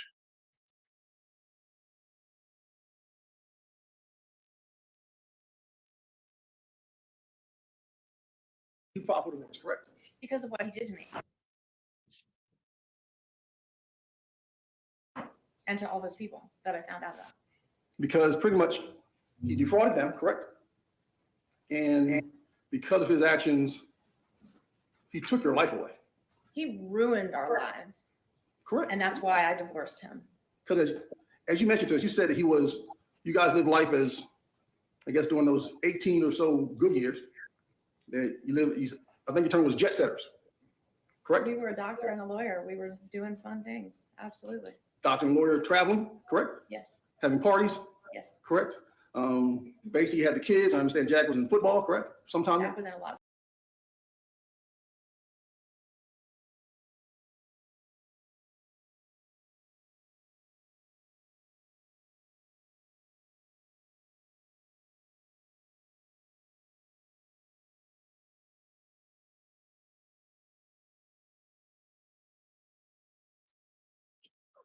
I'm not for words. I don't know what's going on. He keeps kicking me out. Open a new tab, refresh this page. It's streaming out, it keeps kicking me out.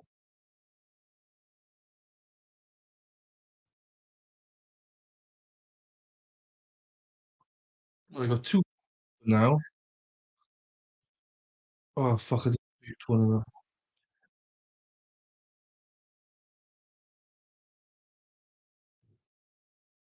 Right, I muted it. Fuck.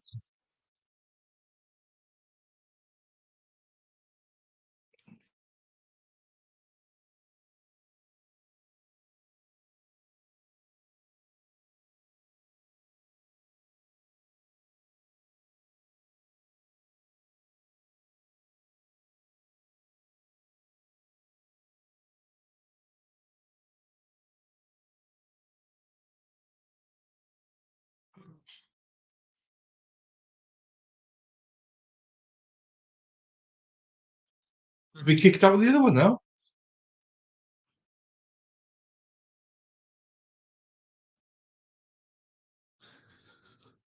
Like, seriously, both tabs that we kicked out of, it keeps refreshing. Right, I'm gonna have to shut down, not shut down, but so there's something wrong with StreamYard. It's it's not me.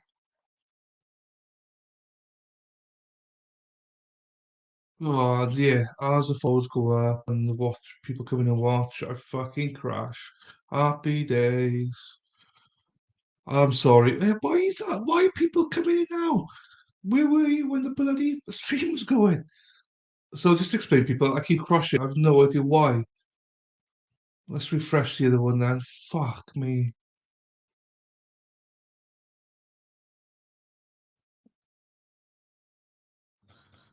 See, there's two of me now, but I can't mute it.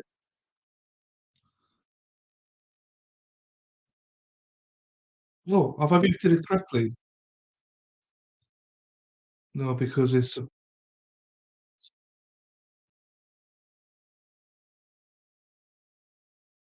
Well, how's that? A little bit better? I've been kicked out again. I've been kicked out of the other one now. Right, I'm gonna have to. What? I don't even know what I'm supposed to do now. I literally have no idea what I'm supposed to do now.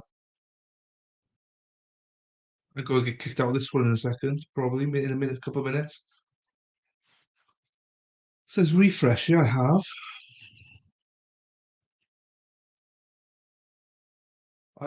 It's despondent, man.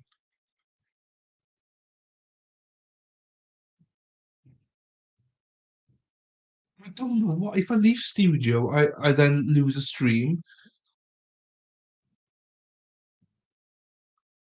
No, it's end broadcast. Sorry, yeah. So I literally don't know what I'm supposed to do.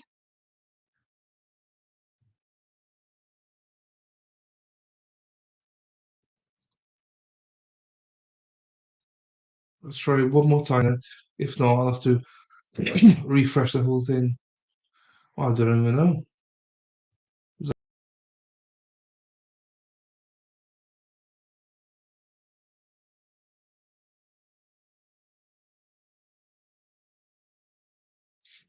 Told you it was gonna crash.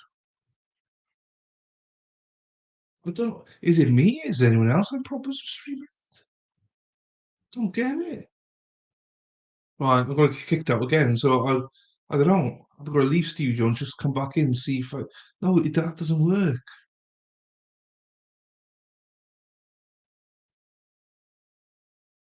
Okay.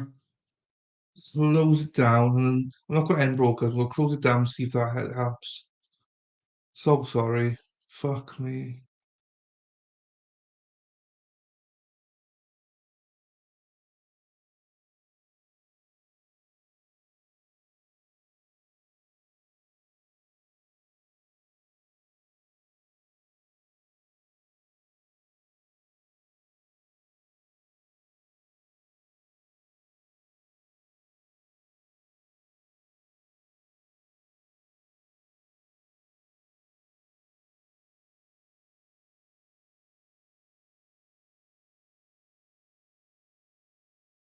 Right, let's see. Let's see if it works now. But I could go back in. I closed all the tabs down. Literally got everything closed. I'm reopening everything fresh. The only other thing I can do is restart the whole thing again. I'm just you have days like this where everything just seems to go wrong.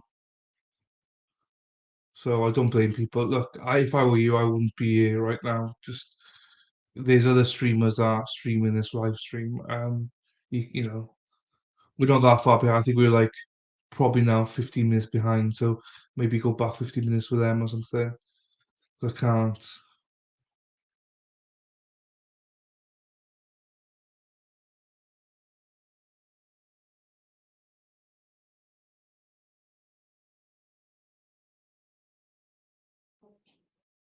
I gotta restart my computer. Look, I fully appreciate if everyone goes with what final the stream. Absolutely. I'm going to restart this whole thing. If I come back with 0 viewers, not a problem. I fully appreciate that, so don't worry about it. Apologies for this happening. I have no idea what's going on, so I'm going to restart the whole thing. My computer and see if that helps it. Probably not, to be fair, but if not, I might have to do another broadcast. But I don't want to do that. Not for my own sake, but for you guys. So, all right, let's see what happens. Right, I'll be back now. Well, probably 5 minutes.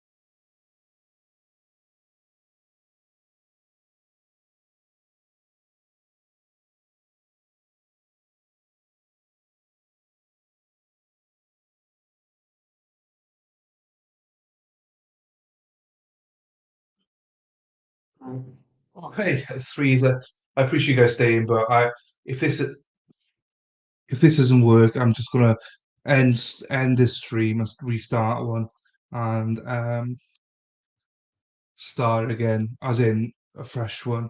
But again, but that might not even work. So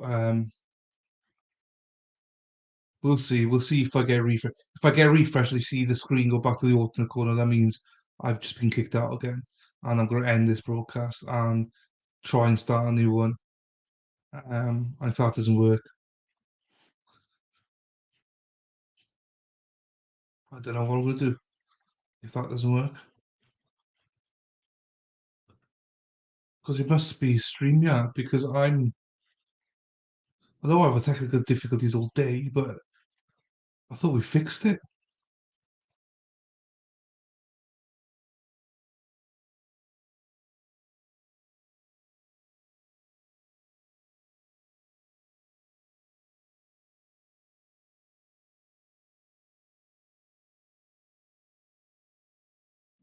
All right, I'm starting a new one, so we're going to end broadcast here. I got kicked out again, so and just see if it works. If that doesn't work, I might try a YouTube specific broadcast live, and then just take it from there. Sorry, guys.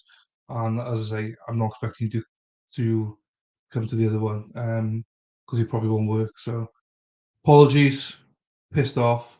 Yeah, fuck's sakes. See you later.